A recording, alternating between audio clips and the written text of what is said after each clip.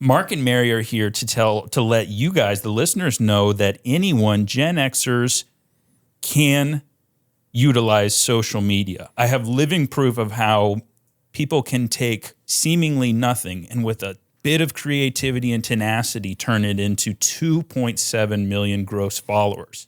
Right? I think that's incredible, and I want our audience to understand that they can do it too.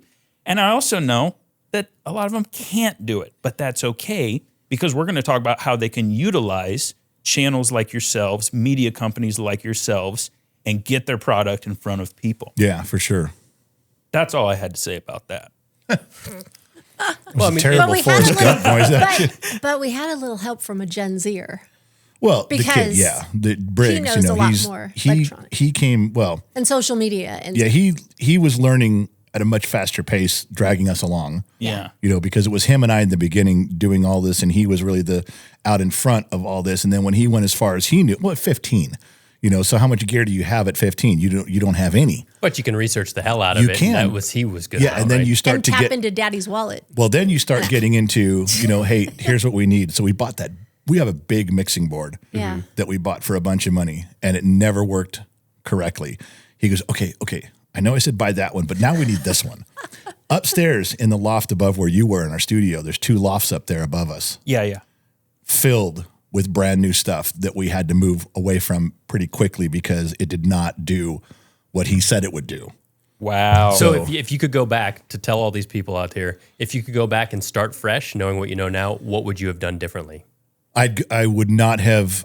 I would have researched what my son at 15 was saying. This is what we need to do. Okay. I would have gone you and I were talking off air. Joe Rogan's podcast. His engineer built a little web page and says, "Everyone, quit emailing me if you want to know what gear we use. It's over here." Yeah. Now he has some very sophisticated stuff, but if you take his model and I don't need that good a one, but I know there's the brand.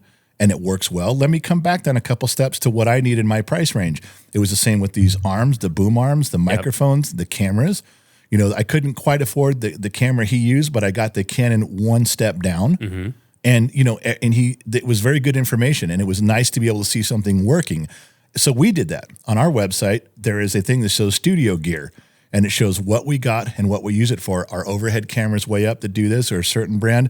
The ones we have pointing are a certain one, and here's why we got them. Here's what's good and bad about them. Our pod track, we put pictures and part numbers and a little story on each one. That's one page that gets the most hits because people doing stuff, they need to know a starting point. And I could make a whole nother page of all the stuff that we have that didn't work, that don't buy this or this or this. 100%. So, I think we all go into it and we don't have money because, for us, we're investing in our products, for you investing in something new. And it's one of the big mistakes that I've pushed through too, is just put a little more money into it. If you just take a second, you're going to be so happy to not have chinced or buy the crap, because in a week you'll be like, oh man, I shouldn't have bought this crappy mic or whatever. That is a true statement. Yep. Absolutely. The big generational difference is, no matter if you and Briggs, you're both brand new to audio production and all that, right? Yeah.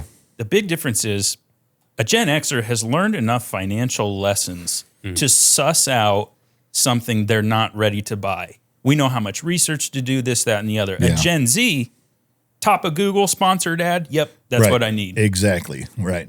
That's important. There's a ton of stuff that you just, one of the basic things is you can get away with a lot of things. Don't skimp out on your microphone. Yeah. You can have a different kind of board. You can have different arms that do different things and all sorts of stuff.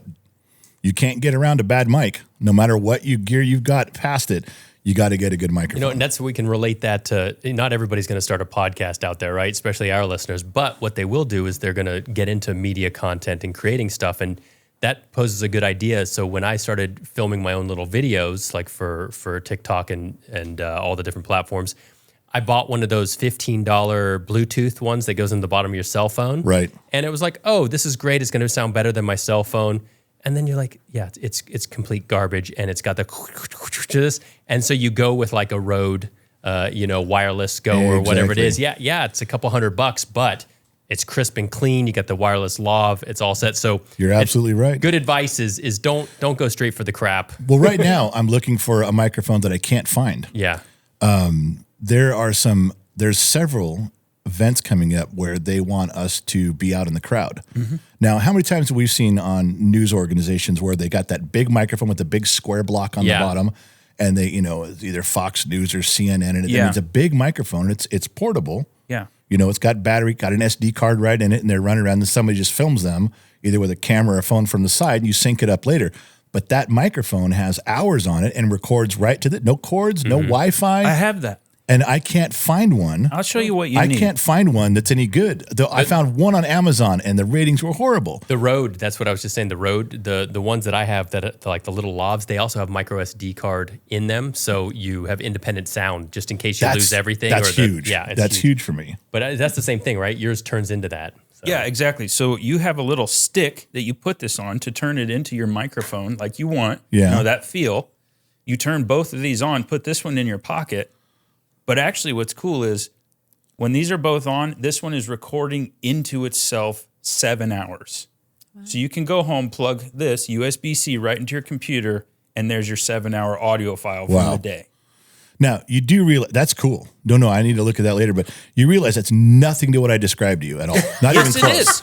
I told you I had a microphone this big that you could walk around and point with people and do an interview like Fox News or CNN, and you come up with some little thing you clip to your lapel. Yeah, but the 70s have gone. So I'm just telling you, he's not even close to what I described. I said I had this big picture I drew out, big It's mostly because he doesn't listen to you. And then he goes, okay, I got that. And then he walks away and comes back with something. Here, clip this to your collar. Just wait. Put it right over your members only label on your jacket. Put it in your gun holster. We all know you got one on you right now. Here it is. Don't tell people that. I'm just saying. It's just been banned right now because you said got his banned. Well, can't say that word. You ready? All right. Here we go. This Three. Okay. It's boom. There you go, Mark. Put it on a stick and shut up. You know what I mean? On a stick? How professional? You want to go grab a stick and just walk around with a stick? Hold on. I got something for that. Here we go. God, you know what? What kind of outfit are you running around here? You want people to be able to trust you. If you walk out there with big fancy gear, they're like, oh, he's a show off. If you walk out with literally a stick out of the woods with duct tape, Rode mic, people will be like, that guy I should have some holes in my knees and my pants and go, I just got here. Yes. That's not a bad idea. He just saved you. Yeah. He just cultivated a story. He just cultivated a story to go along with whatever you just said. That was great. You need to keep him around. Yeah, he does. So anyway, we're really glad you came. Well,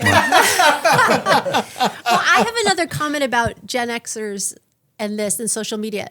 Remember, we were totally anti-social media. Yeah. Like we had no Facebook pages, no Instagram, and here our son's coming to us going, I want to do this. Well, we used to make fun of people. They'd say, my other children would come around and they'd say, oh yeah, it's a friend of mine. I say, he got to go to work. What's he do? Oh, he's in social media. I go, that's not a job. Exactly. Yeah. I mean, I said those words. Well, you said go. It's exhausting. Pick up a shovel and get a real job. That's what I told him. I said, it's not a job. Quit saying you work. That's not a job, And then I tease her in some of the videos and the live streams, and we get on that conversation about that. And I go, look, a webcam and a PayPal is not a job. I don't care what you say. I don't care what you're doing in the bedroom. A webcam and a PayPal account is not a job. And then everyone's, but the truth is that social media in so many different aspects, you can make money. Sure. And I had no idea. When it came out, I'm like, okay, it's a fad. Yeah. And it's not. It's a business. There are real people making real money, and they're putting, like you said, it's exhausting. You put in time. And it's content creation is, that's one big thing I learned from him. He was cranking it out. So I did 40 days of 40 posts, and some of them were bigger, some of them was small. Fucking exhausting. Yeah. Like it is so much work. And whether you like people's content on these TikToks, even the dancing ones, you're like, oh, I'm so over dancing. To go out in the middle of nowhere, dance half a day, record it, go back, edit it, or have somebody edit. Just the act of doing it, you're like, okay, I can absolutely give those people props, whether you give a crap about what they're doing or not. Right. But yeah, you're right. It's a full-time job for a lot of people. Well, I've had several course corrections in my life and how I talk about these things. And I tell people I was completely wrong on that. Yep. I was just 100% way off base, and I didn't know what I was talking about. Just grumpy, get off my lawn attitude. And I was wrong on that. But tell him about when Briggs came to you and wanted to do it the first time. You blew him off. Well, we did. That's something you and I talked about when we did our interview, was that we just, he wanted to be TikTok famous. Mm-hmm. So he's 15. TikTok comes out in 2018. And so he's running around with his cell phone all over the house for a year and a half, and he's trying everything. He can't get any traction, and he finally gets frustrated. Says, "What do I do? How do I?" said, "I don't know. Do you got to think of something original?" Or you said a niche. I love that. A niche, right? yes. And he's like, "Well, I don't know." It was funny. He hates when I tell this story, but the biggest video he got was like 2,700 views, and he was into the bathroom with his shirt off in the mirror, and he had some music playing. He put the phone in his mouth and balanced it up so the camera was facing the mirror, and he's doing this. And there's music playing, and he's got the camera in his mouth, and he showed me, he goes, "That's the best I could do." Well, dude. And that stuff, the dumbest fold stuff your skills. stuff up and stop, because you gotta put that away. That's not going to work, But he literally was going out on a limb creatively, trying anything that would he could think of. Just you look at some of the old footage of Jim Carrey going out on stage before he got famous. He would crawl along the back of the stage like a worm with a microphone in his hand, and he'll tell you now. He'll say, "I did everything I could think of to try to find something that would work," and he goes, "There was nothing out of limits." Yeah. I think that's what Briggs was doing. So what was your first post? What was your first bit of content? Well, he finally went to her, and they were talking. She was trying to help him, and she said, Dad's been in drama. He's been in stage crew. He's been in that type of area before. He was on the radio when he was younger, so he's got a little bit of that personality. Do something with him. And it was like, why don't you ask him questions or interview him? So he gets the idea to come to me and say, "Hey, how about if we put you on a stool and we put a spotlight over your head and I ask you questions?" And I said, "How about you go fuck yourself? There's no way I'm doing that." So he goes back to her. He goes, "Well, that didn't work." And she's like, "Okay, you're not getting this." She goes, "Wait till Dad's busy, but not doing his taxes busy, but, like preoccupied, and ask him some questions," which he did. And he did it in a way that worked out because it wasn't like I was shocked. People say, "Well, he walked up to you with a camera." Wasn't that a little bit surprising? No, he'd been doing it for 2 years now. We've seen him walk around the house with his camera for in his mouth. Yeah, for 18 months. So Exactly. When he got the first one he did was, I forget What was the first one? Common Core Math. Oh yeah, he says. Okay. Yeah, what do you think about Common Core Math? And I said, Electric cars. 2 + 2 is green, and how do we all feel about it? There's your Common Core Math. It was 3 questions: electric cars, Common Core Math, and Millennials, and I said, millennials. yeah, How do you there's feel 3 of about them millennials? living in my basement in onesies sipping lattes. That's great. They're fucking awesome. And it was over my shoulder, kind of. I was turning around. And I mean, I even looked at the camera. And I'm like, "What are you?" I acknowledged, "When are you recording? All right, hurry up. Let's just get this over with." And he ended up getting 700,000 views on his first one. He had 30,000 followers on TikTok in a day. it blew up. And it just took off. And then, of course, the next morning he's up and going, "Okay, Losing what do his we film?" mind. Like, I don't know. Well, at that time, there was no shortage of ideas. He hadn't done anything yet. So now there's self-driving cars, and there's any topic that's taboo out there. And he's covered a lot. And it just grew. I want to touch on something I took offense to just now. Because you said he grew 30,000 followers in a day. Okay. This is a tribute to Briggs and what he was doing, because what he really did was he got $30,000 followers after 2 years of throwing crap at the wall.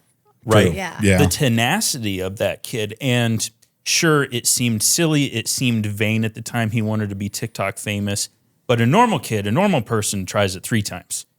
This little fucker tried it He kept going. Never stopped. times. Yeah. Yeah. Isn't that awesome? He knew he wanted to do something. He's always had that drive, fad, though. and he's like, "Why can't I do it?" He always tells me the story. He reminds me. He says there was one kid in we live in Bakersfield, so there's 7, 9, 11 high schools or whatever, and it's surprising what information passes around each high school. But there was some kid, and happened to be at his high school, that had a TikTok account that had 150,000 followers. Oh yeah. And he was like the king shit of all of the county, because no one had done that. So that's what Briggs had That his was sight his on. first He goes, goal. "I want to go after that guy." That's so badass. And he goes, "I just want to get videos and I want to have more views and try stuff." And so that was his first goal. That was his motivation. He And then was I gonna brought take it him up down. 2 years after that. I brought it. I said, "Whatever happened with that one guy?" He goes, because I don't even care anymore. We're way past that guy. Who cares? The weak die on the trail. That's really But you're cool. right. He did stick it out, and he kept. And then even when he had the idea, I bet I blew him off for 6 months. It wasn't like one day she came up with the idea and the next day I said yes. I'll bet it was 6 months of me telling him, no, I'm not doing it. So he kept going. Now, what's cool is Briggs, the audience can learn from Briggs, I wouldn't say mistakes. He did what he had to do. This was uncharted territory. But now we're in a position where we can kind of chart this territory. And if it's not for you, we can utilize influencers who have already figured it out. Because this is a very balanced ecosystem. Just as much as you want to get your product in front of people, influencers want to get their sheet in front of you to say, this is how we can make that happen. Now, it's a struggle for everybody in that business because people with a product have no idea what it costs, no idea what's fair, no idea how if they're getting ripped off or not. People with an immense following don't really know how to evaluate what they have and who they can reach and what those conversions can be. And I'll admit, it is foggy. You and I uncovered that during the show. That it was also a huge has to be thing a for fit us. between the influencer and the person that has Sure. the Thank you. product. Because we're going through that now where not everything that's presented, we're not going to take anything. We've said that. And we It's- talked about Jacob, and he gave me a leather pouch for a motorcycle. And when he told me about it, he's like, this would be good. And I'm like, okay, well, send it over. So they sent us some stuff. And I go, I don't think this is going to work. Now, because I ride a Harley and I'm thinking a saddlebag is about this big. And they sent me something about that big. Looks I like a go, purse. I go, I don't know what to do with this.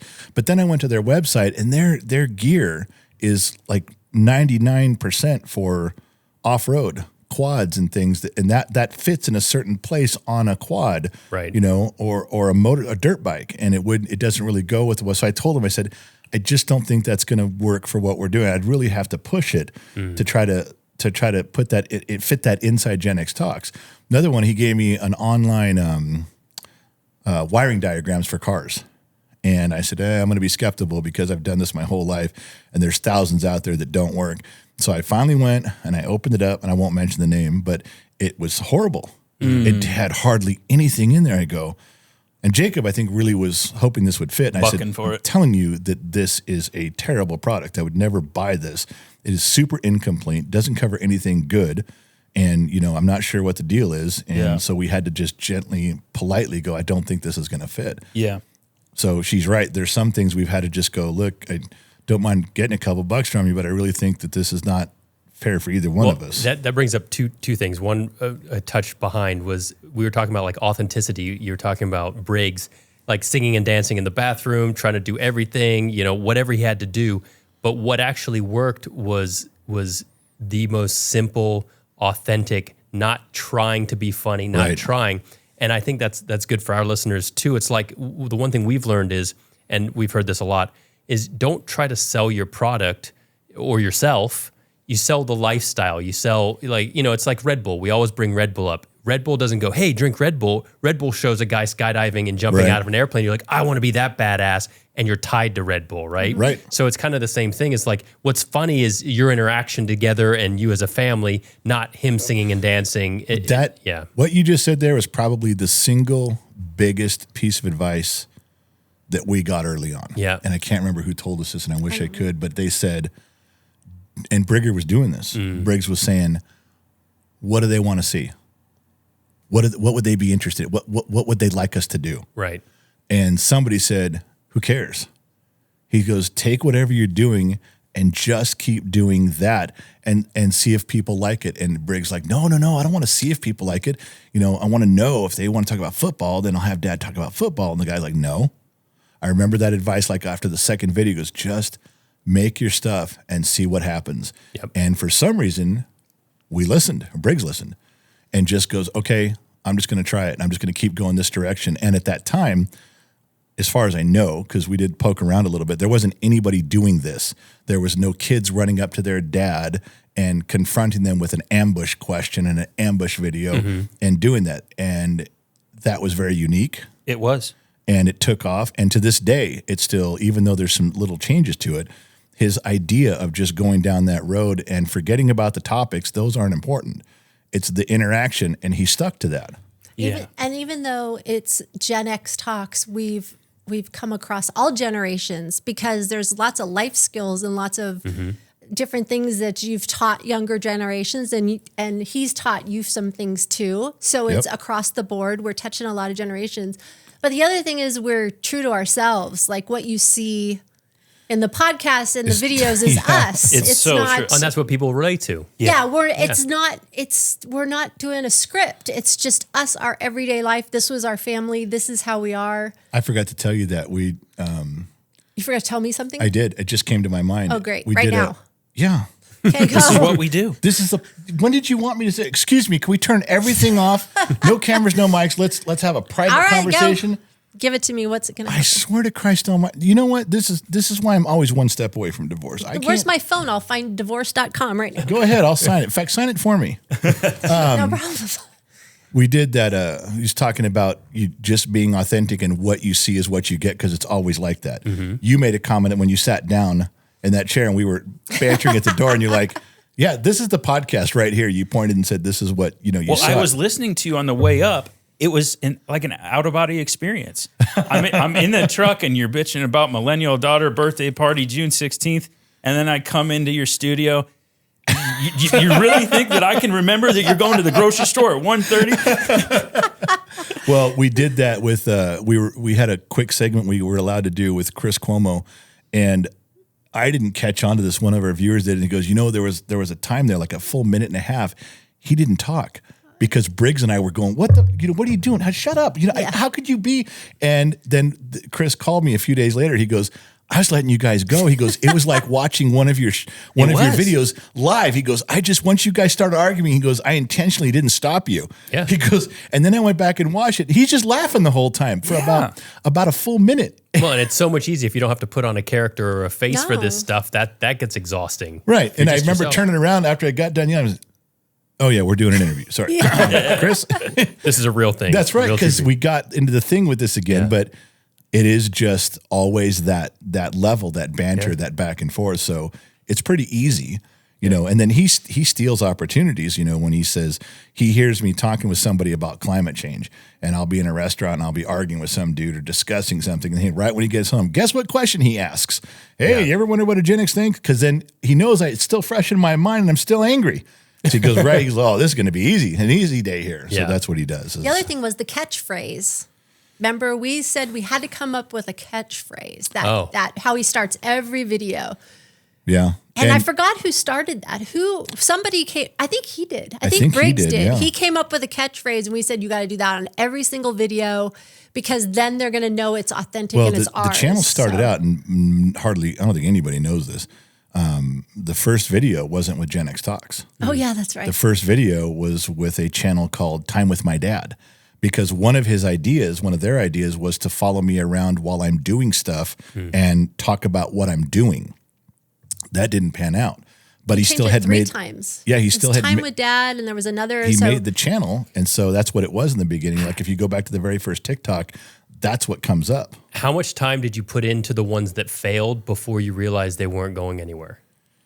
Like when you said that didn't work out, was that I don't know, because Okay. I was just, at that time, it was during that 6 months when I was rejecting him. Okay. And I was like, quit watching me turn a wooden bowl on the lathe. Right. This is irritating the shit out of me, and you're not getting any. And it was a bunch of that. So probably 6 weeks. And he was doing most of it at the beginning Doing all of because it, it was yeah. COVID time. That's how this. Oh, okay. This is when it kind of happened. He was home. Well, yeah. When it really took off, when he started getting his stuff after his year and a half and then 6 months of me rejecting, was right about when COVID hit. So I think the first video was January of 2021. So, he had time and he was there. And so he could edit it at the time. So he was doing all of it. Right.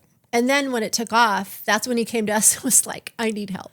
So the beginning ones you can't define. It wasn't like we tried something for 10 days and we did 13 posts. It was more like we just weren't into it and it didn't work. He never posted them. Okay, right. Yeah. He never got anything posted. It was always he couldn't get it, didn't work, didn't feel right, didn't film it right. And it was like, this is frustrating for everybody. It's not working. It wasn't not working on the viewer side. They never got to see it. The first video was with the channel Time with My Dad was probably 23 attempts by him. And then he went to this format And it was it was probably the last one of his attempts at time with my dad was the first Gen X Talks video, and then he changed the channel. Yeah, so people need to know you're not going to get it right the first time. Well, that was the point Grant It's was just saying, not. is that how much tenacity he had to keep going for so long. That was his first point, which is never really thought about it, but he didn't give up. Yeah, Well, he you kept can't let doing your that. ego get in the way. It's not a fence. You try it. I mean, our first 3 or 4 episodes were not garbage, but it was like him more or less him interviewing me, and it was very dry, and we didn't have a good banter. And then we're just like, screw it, let's not write, because we had pages of this. No, you realize you have no lack of things to talk about when your mouth starts moving. Yep. Exactly. So it was good. But so now that you guys are starting to get a lot more people reaching out to you and, hey, can I get my product on your page, or can you help me with this? That was something that I reached out to a homesteader, my first thing. And I'm like, I want to start looking into influencers. And this, I think, is really good for our listeners is in my case, this guy, he had millions of followers. He was just him on a homestead, and it was all his basic, and he's just like, hey, how's it going? Here's what we're doing today. Like, nothing epic. Mm-hmm. It was $3,000 a post for him. His dog had his own page, because the dog was this little badass who could like walk on a ball, like one of those, and he followed him everywhere. He rode on his quad. He's like this little dog. Dog's posts were $2,000. And then this a-hole had an automated lawnmower. You know, one of those lawnmowers that goes around? Robot. And the robot lawnmowers. On a homestead? Well, yes, because somebody had sent it to. It was a product that was sent to Okay. him, I'm and so going, he had a big acreage. So he had, but he's like, I'm going to try him out on my. He put a phone on and live streamed, and the goddamn lawnmower had like hundreds of thousands of followers and made him $3,000 a month. I'm like, God People damn had it! way too much time on their I am fighting for my No 3,000, kidding. 3,000 followers. And this guy, because obviously his massive success here, Yeah. that trickles down, right? So Absolutely. I get the moral of that story is like, and you said it already, you're like, not everything's going to be a fit for you. And I'm sure there's going to be some influencers who just want the money and don't necessarily quite care about what they're pitching. In your case, it sounds like it has to feel right and be authentic. Well, the first question I always try to discover when someone, because we didn't take on any advertising for a long 3 time. years, Yeah. almost 3.5 years. We just told everybody no, mainly because we didn't know what we were doing. I wouldn't have known how to approach that anyway. Yeah. We left it alone. But then when Jacob comes along and says, look, this is what I Tell do. him, wait, Jacob walked into our life. Well, Jacob just we weren't knocked on the looking for door anything. and he says, look, I do big business stuff where multi-level marketing, we get 500 influencers, and then we go to Pepsi and go, we have 30 million viewers here. And he goes, but I'd like to do something with one channel. And you kind of called bullshit on it, first of all. Briggs told him no. Briggs told him Yeah. to leave. He said goes, no. He goes, you got it. He was sitting in the studio across from where you sat. And Briggs goes, yeah, if you're multi-level marketing. And I go, well, what's multi-level marketing? And Briggs goes, nope, we're not doing it. Get out. But then Briggs And interviewed then he's like, him. well, hang on a second. He goes, let me go down the road. And Briggs talked to him for like half an hour. And then Briggs goes, all right, he can stay. And then we continued the conversation. But Briggs was, Why'd you say no? there's something. Trigger word. Yeah, exactly. There's something that happened. And I might get this wrong, but there's something that happened in multi-level marketing years ago that was illegal, that they did something that they shouldn't have been doing, and how it The didn't. pyramid scam. Is that Similar. what you're thinking What of? it sounds like, Okay. but it was bad. Oh, okay. And it was in social media, and it was with these big companies that were contracting influencers, and something turned out, and it was so well known that Briggs knew right away as soon as he said it, and Jacob had to back up and go, okay, hold on, that's Oh, not really? what I do. Yeah. Oh, yeah, it was a known thing. But How then did this Brig- kid know this crap? He just- He knew, and he knew. Jacob, when he told him no, Jacob says, now hold on, let me explain. This is what got everybody in trouble. But then he even asked him some specific questions that I can't even remember. well, there was one Briggs just what was the guy's name studies he and did the video learns. with, the cop officer? Oh, Officer Smith. Officer Smith. He had a big following early We should talk on about that too in a minute. and on TikTok and Facebook. Anyway, so he's an influencer. He's a cop, but he does little funny face parodies of cop stuff. And cool guy. But him and I were talking years ago, and he goes, well, I think we're in trouble. And I go, why? He goes, well, because the multi-level marketing thing, and I'm not sure about all this over here, but it was a big bad thing. But a side product of that is what these multi-level marketers were doing is they found a way to have all of their influencers, all 400 of them, share each other's videos, and the videos drove up, and Facebook was paying out millions a month. Oh, yeah. And they're like, you can't do that. This is supposed to be your original content. If you're driving all of your followers there, then they're driving all their followers there. He goes, that's cheating. These are all the same followers. Oh, my gosh. Yeah. And so he goes, and I don't want to say that this happened, but it was either to him or someone he knew. They had to start paying back Facebook like $7,000 a month. Wow. Because it went bad. Yeah. So this part went bad with how they were cheating, and then Facebook found a way to correct it, and they with an algorithm, so that didn't happen. But there was lawsuits and issues over here that I didn't know what the details were and didn't really care because I wasn't part of it. But boy, when Jacob sat down and said multi-level marketing, Briggs' first thing was no. Because he had all of this, he knew a lot. He knew a lot about it's a scary word anyway. Like it's that multi-level. Right? All you think about is scam. So Jacob comes in and says no. He goes, that was then. This is now. It's not what our company does. We're legit. We're straight up, and he does a good job. And he's been doing it for 12 years, and everything's fine on their end. But they both knew, Briggs and Jacob both were very aware of the conversation. I was not. I just know that Briggs told him initially no, not doing it. And then Jacob says, look, this has nothing to do with that anyway. I want to try to do one channel. He goes, and he came to the studio yesterday. Jacob did, and we had a long talk. And one of the things was, he goes, this has been the hugest learning curve for me because you have to do the cold call and you have to talk. He goes, I don't know how to convince people. In fact, I'll tell you what, you might have been the saving grace of all this. Wow. Yeah, I'm going to have to go. I'm sure your wife is looking for reasons to keep you around. I'm going to go tell her this Opposite. one. And she might write this down and go, oh, that's a good reason to keep him around in case she ever needs to go look it up. Okay. This is going to be a short, everybody, so tune in. When at a late stage of our interview, you had said, I wish I'd have talked to you first. You got the email from Jacob, and then you'd said, I really wish the very next thing that would have happened was you and I would have talked to some just Zoom call or something. Mm-hmm. And so Jacob hears our interview and he calls me. He goes, I think we should do that. And he goes, I think he's on the right path there. I think because we're still learning curve here. How do we get down the road? And I wasn't getting involved in like shaking hands like, hey, who are you? Till much later in the game. Yeah. And even how Jacob describes the conversation with you, he's like, I just couldn't get Grant to do anything, to commit or to talk or something. But when I said, well, can we at least do the interview? And Grant said, yeah, let's do the interview. But then you liked it. And it's like, your suggestion, move that up in the schedule. Yeah. That comes into what I just said about the two of you clicked. Oh, completely. It has to be the influencer to the product and back and forth. How does that relationship And it was happen? even past that. It was us because everyone on staff and a lot of our really close listeners say that we have a bromance now because it was so obvious. Like, dude, you guys completely clicked on this. It fit. And so he was in studio yesterday talking about a lot of different stuff, and he made some changes on that today. The reason I couldn't come down here earlier was I had like a Zoom type of call with a potential person, and he had set it up that once they got the email done and they were interested, he goes, okay, before we do anything, let's get on the phone. 30-minute conversation. And the amount of stuff you learn and 100%. I had I would have never known that. Jacob we were still putting pieces together. It was a huge leap forward in how to continue on with this. Yeah. Because Grant made a mention, but again, you okay there, buddy? We could rotate my cuff here. We could dim our lights and just shine you a little bit. That's not a bad idea. It seems to be working.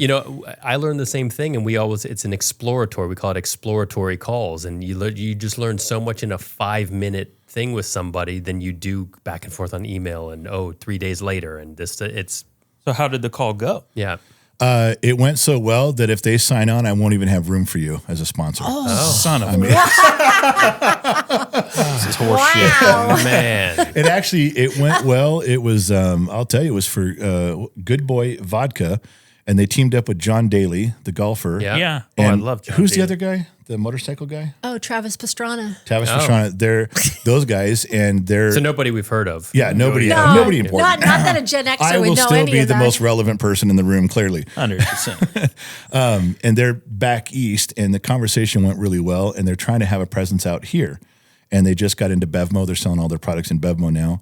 And she found out that we were in California. Yeah, she says, well, there's good and there's bad. She goes, if you were back here in Florida, because we talked about in-person events, I said, anywhere you want me to go, if we sign on and do all this, tell me, I'll go. Just let me put up my canopy and I'll hang your big banner there. We'll pass out T-shirts and hats and, we'll yuck you up the whole time. What about you did they like? Like, why did they see you as a fit to this thing? Because that's a big deal. I don't know what Jacob wrote them in the original email. So Jacob pitched them. Oh, Jacob went to them. Okay. Then they did their homework because I did ask. I said, so this really isn't going to work if you guys don't like us. I mean, did you do know who we are, or is this just a cold call? She's like, no. There's 2 women on there. They did a bunch of homework. They knew exactly our videos, exactly our stuff. They knew the podcast. They really did a good job. They were very thorough and said, I looked up all your stuff extensively. Yes, this is absolutely a way we would want to go.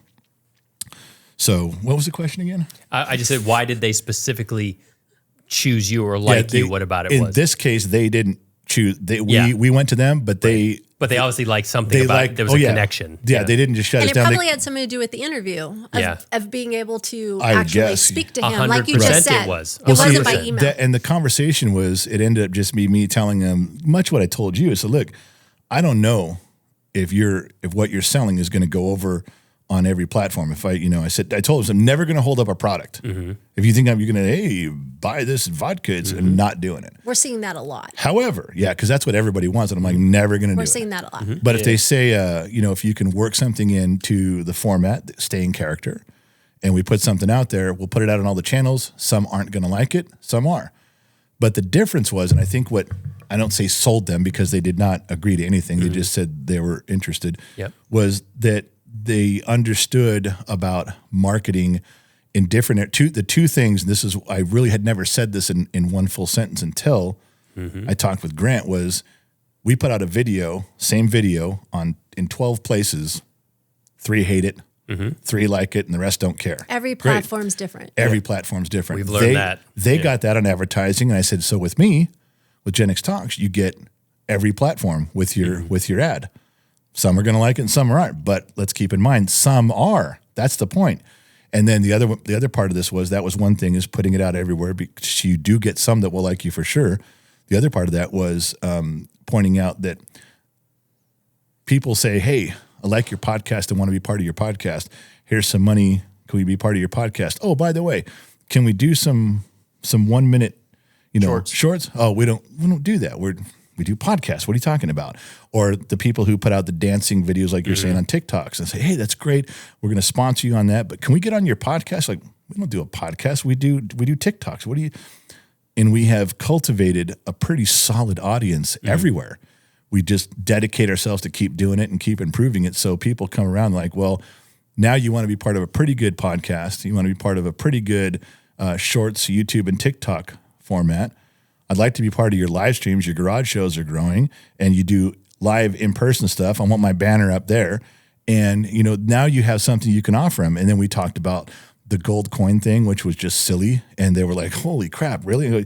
I know it's silly, but we always have weird ideas like that. And it'd be nice to have somebody on board where you can say, and I used the example with them, like with TorkStrap. I said, if something comes up, I can say, hey, you're going to get a box of, you find the gold coin, you're going to get all the prizes we said, but you're going to get some TorkStrap gear too. This gold coin in Missouri is brought to you by TorkStrap, or, that shout out. Right. Yeah. And I go, you plug that into it, but I can plug it in everywhere. Everything we're doing. Right. If it's a blanket policy. Right. The other one was, we brought up the Chris Cuomo thing because she watched that interview. And I said, I don't have anybody like on retainer. I don't have anybody paying for a monthly charge. No one's come up and said, here's, $6,000, put us everywhere you can. Had I had somebody doing that, I literally had 3 hours notice before we went live on Chris's show. I would have put something in the background.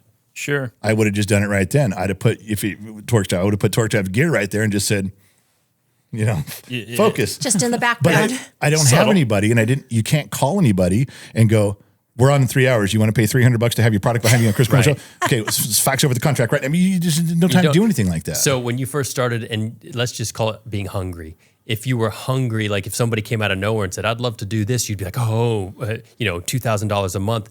now that you're starting to gain the recognition and understanding deals and understanding, how does it change your idea of who you want to attract into your thing? Because you can't have 10 products. You can't be like, glasses sponsored by whatever, this pen is doing whatever. Like, that's just dumb.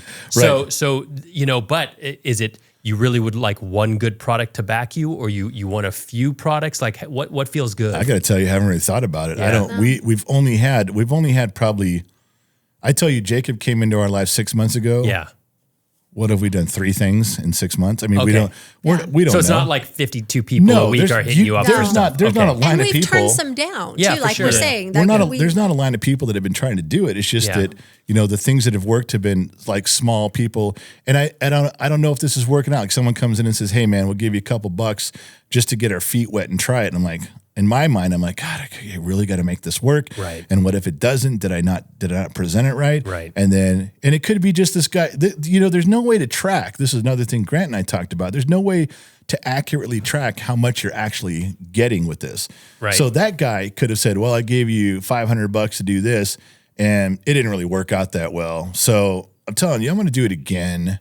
And it could have been great for the guy. We'd never know if he was lying or not. Right. I have no way of knowing. It could have hit a home run, and he's just telling us that to get his next one for a cheap price. And meanwhile, I'm feeling guilty about it. Because you didn't do a So good I'm trying job, yeah. harder, and I That's don't. bullcrap. Yeah. But I don't know. you Yeah. don't know. You don't know what you don't know. So I just know that that when these things have come up, I have tried to do the best I can.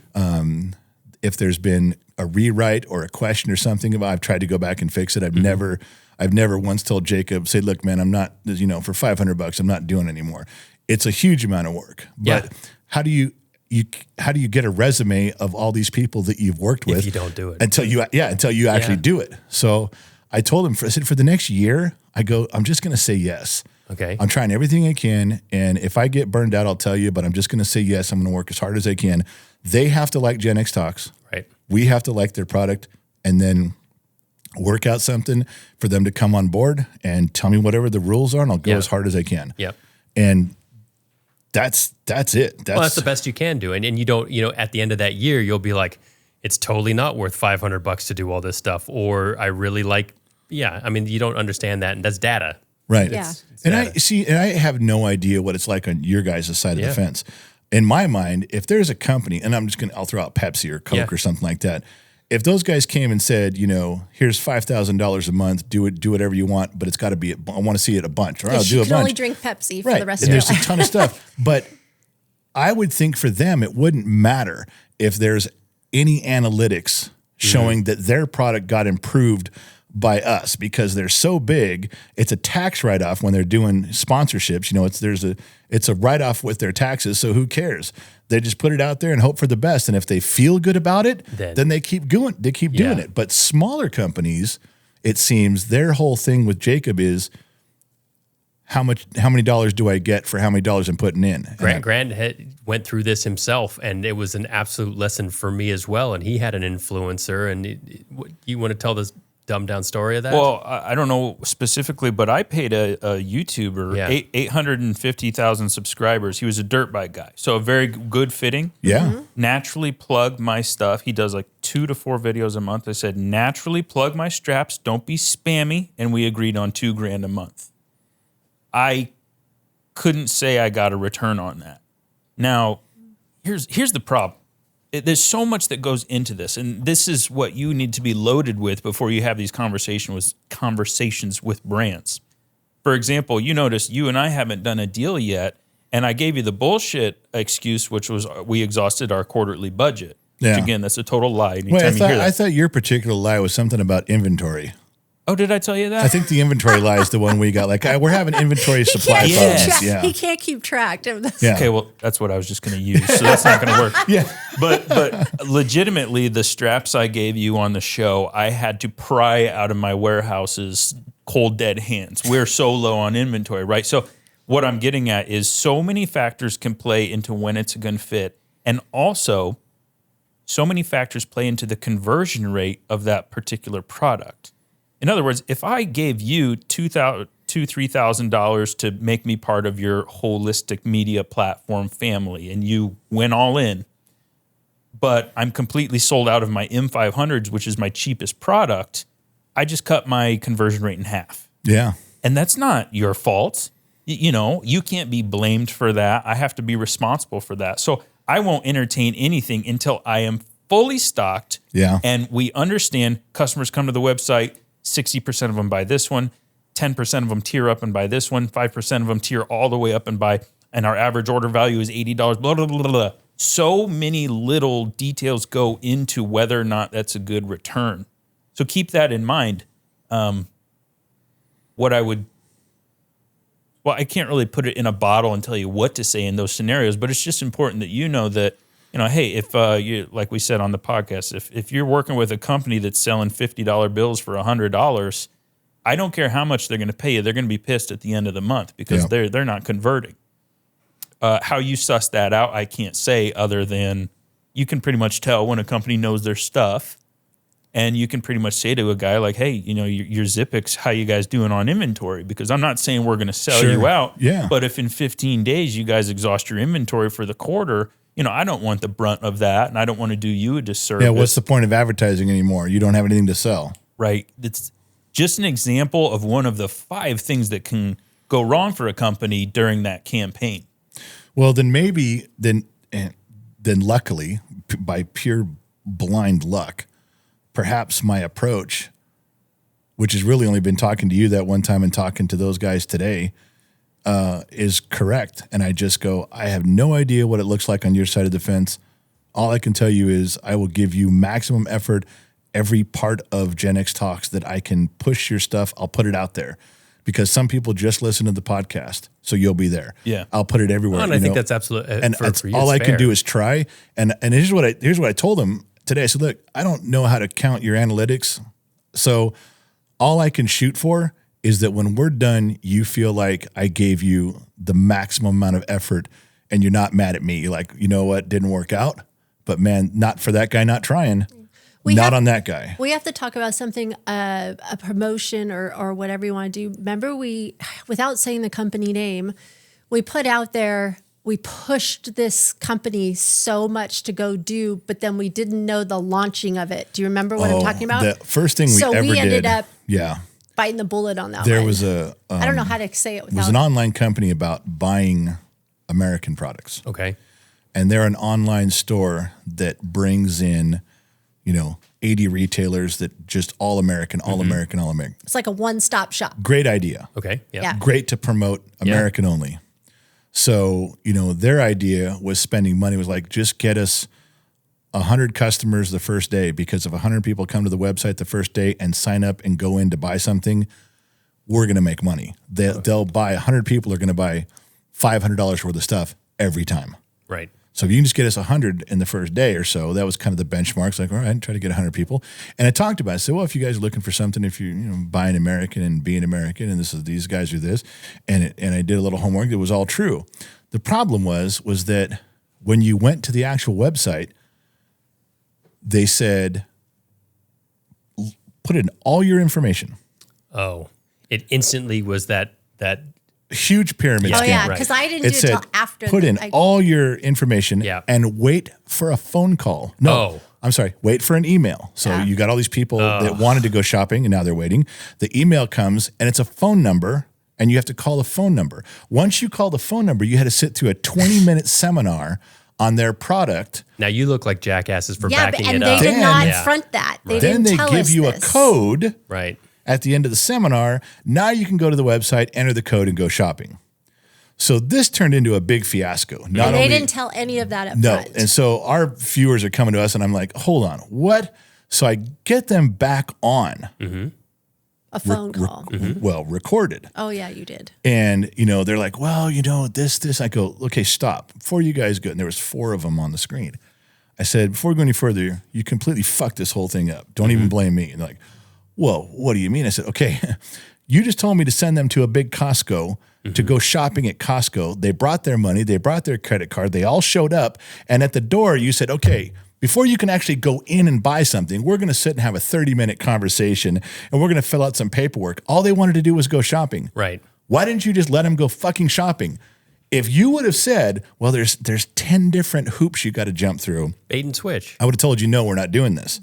but you didn't tell me. And she said, well, we don't have any problems with other people, with other influencers. I said, well, I don't care. Plus they're Gen Xers, and we always think You know, we I grew go, up that nothing's this is just free. dumb. Yeah, and all the Gen Xers got there and said, fuck you, I'm not doing this. They're not giving out I brought my information. credit card. I wanted to go shopping. I can't go shopping. And I told them that, and then come to find out that the reason they even kept having a conversation was because the target that actually 300 people did show up the first day and shop. So they made a grip of fucking cash the first day. But I'm not saying they're a bad company. They're not. Well, they just didn't tell you what the thing was. I said, you absolutely sent everybody to a locked gate, and then you had to fumble around with 3 sets of keys to open the gate before you could get through. That was on you. I go, I brought everybody there. How many people have you dealt with that, let's call that wishy-washy? Or, you know, are most people who come pretty straightforward with their stuff with you, or has it been like, oh man, we need to dig deeper because there's something off? For our end? Like just in general, yeah. I mean, no, everybody's been pretty straightforward. Yeah. There's Grill Master Club wanted us to do some stuff with them. Their subscription, like they send you grill stuff. She loves it. She opened up the box and there's like these little menus in there, little recipes and some stuff. It's great. You know, we're like, yeah, we can hang out and talk more. You know, with TorkStrap with Grant's like, yeah, I'm not thinking about looking. It's like pretty straightforward stuff. Everybody's kind of been that way. Right. It's just that I always presume now, since that. The two things I worry about is, one is that when I dealt with them first, that was my very first experience was that. Yeah. So I'm always cautious to be like, okay, what are we doing now? But you think that as a gift because But then the other thing is being as real as he is, more him on the shows. When that disaster happened, you went back on the air on a live stream and told them what happened. That's your reputation. We revealed it. I told them, and they didn't like that. I said, well, fuck off, man. You didn't tell me. But because he came in, we live in a society where everything is great. There's no problems. Nobody gets screwed around. But he went on and was like, we got screwed. This is what happened. And I told them, We're I said, sorry. look, they paid us. They did their stuff. Yeah. I'm sorry, you guys. I didn't know there was all this.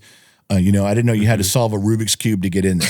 I'm sorry. I wouldn't have told you guys that. I didn't know that. And truthfully, it's 100% my fault. Because before we signed on, she should have logged in and seen what it takes. She would have come back and said... How come you said it was my fault and then you said she should have? Because that's what he does. Yeah. Oh, it's always my fault. Because I could have had her do that. I could have said, go figure this out. And then she would have come back and said, this is not good. No. But I wasn't thinking. But now you do. And that was my fault. I totally just, I even went farther. Even I went in. I went through the shopping experience, and I still was like, there was one more thing we found out too. After this all came made down, in China. she went back down. No, not that bad. No. She went back through it and she goes, yeah, it's just like everybody's saying. It's all fucked up. So then she went in and bought a couple things or something, and you have to, you're signing up for your membership. Membership was $20. Oh. That was one of the pitches. Like, look, you guys go pay $100 a month at Costco. Or $100 a year. $100 a year at Costco. You can pay $20 and be part of this one. That was one of the pitches. All right, seems legit. So she does that. She bought some stuff, and okay, we think we're done. The next month, I get a $134 charge on my credit card. And I called up one of the girls and go, No, you went to me and said, what did you buy? And I said, I didn't buy anything. So I went to one of the girls, and she says, oh, well, you didn't make a purchase last month.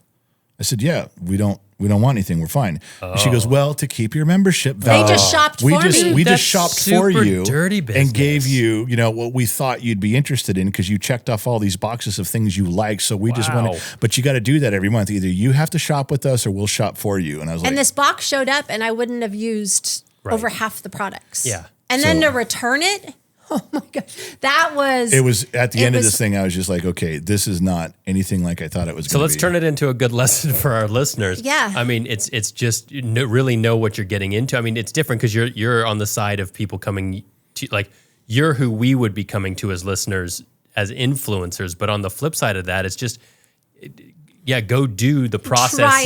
Try the process before you pitch it. Well, try that's like it. right now. If I was doing, and I didn't need to go this with Grant, but I'd say, let me have some of your stuff and check it out, see if I like it. Make sure he kind of digs what Gen X Talks is all about.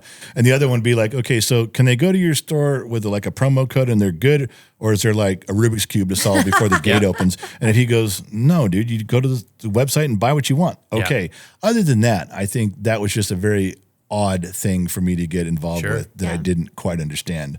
I doubt that would ever happen again, but at least now I know the basic rules are, for me at this point, it's like, do you like us? Do we like you? is your product cool? And then turn me loose. We, like Grant said, we have nothing, no agreement between. I can't tell you how much I've already talked about his. Right. Because I like him and I like the product. So for me, it isn't just like, well, there's money involved. No, I'm also just passing along information to people that, like my friend, if I was at a bar, and I'd say, you guys got to, like you would do. You say, I just bought some TorkStrap. You got to try this stuff. Just like you would do with your friends sitting around at a barbecue. Yeah. You can't, what do you sit around a barbecue? You can't talk about someone until they sponsor you? No, you just share whatever you're doing. That's what I do with a lot of stuff anyway. So you've talked about a gentleman named Jacob. And so on your end, is he your manager for all that kind of stuff? Yeah, we've actually got two brand managers. Okay. Jacob does, he's the one who approached us and said, I'd like to do some stuff. And he was actually just advertising sponsored. Let's get some people in the door. And the big learning curve has ensued. Daniel Edwards is another guy, and he does big production stuff. He events. did big events. He did a Dodgers Lakers bowling event we were part of, and then he had the big Pro Bowl event with Warren Moon. I'll help you out with the NFL players, no problem. Okay, don't exaggerate the point. You make me look like bad. Travis Pastrana. I know. I don't know who that is. Could you stop? Okay, I know no problem. Pastrami. That's why I'm here.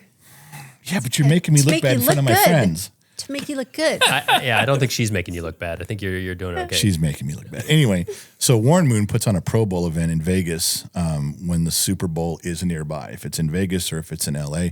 And Warren comes in and work with Daniel, says, I want this to be a $500,000 event. He goes, I'll get all the NFL players there. And he got 85. I mean, this place was gorgeous. It was beautiful. It was set up. We were doing interviews with all the players.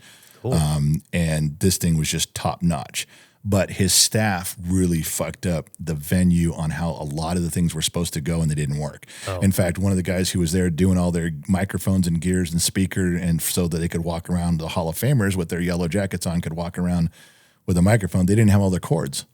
So they came over to our stuff, and I'm like, yeah, we got those cords. How could you not have these cords? Through. So the kid goes over and wires all their stuff in so they can finish their deal.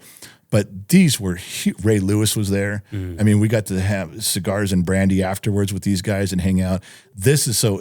Jacob does the advertising sponsorship stuff at this level, and Daniel does the big events with like celebrity type stuff. And this year, because we were so helpful in getting stuff coordinated with some of I just went to the hotel when he told me what his interns were messing up at that event the day of. I went and straightened out some of them. Just went in there and pretended I was in charge.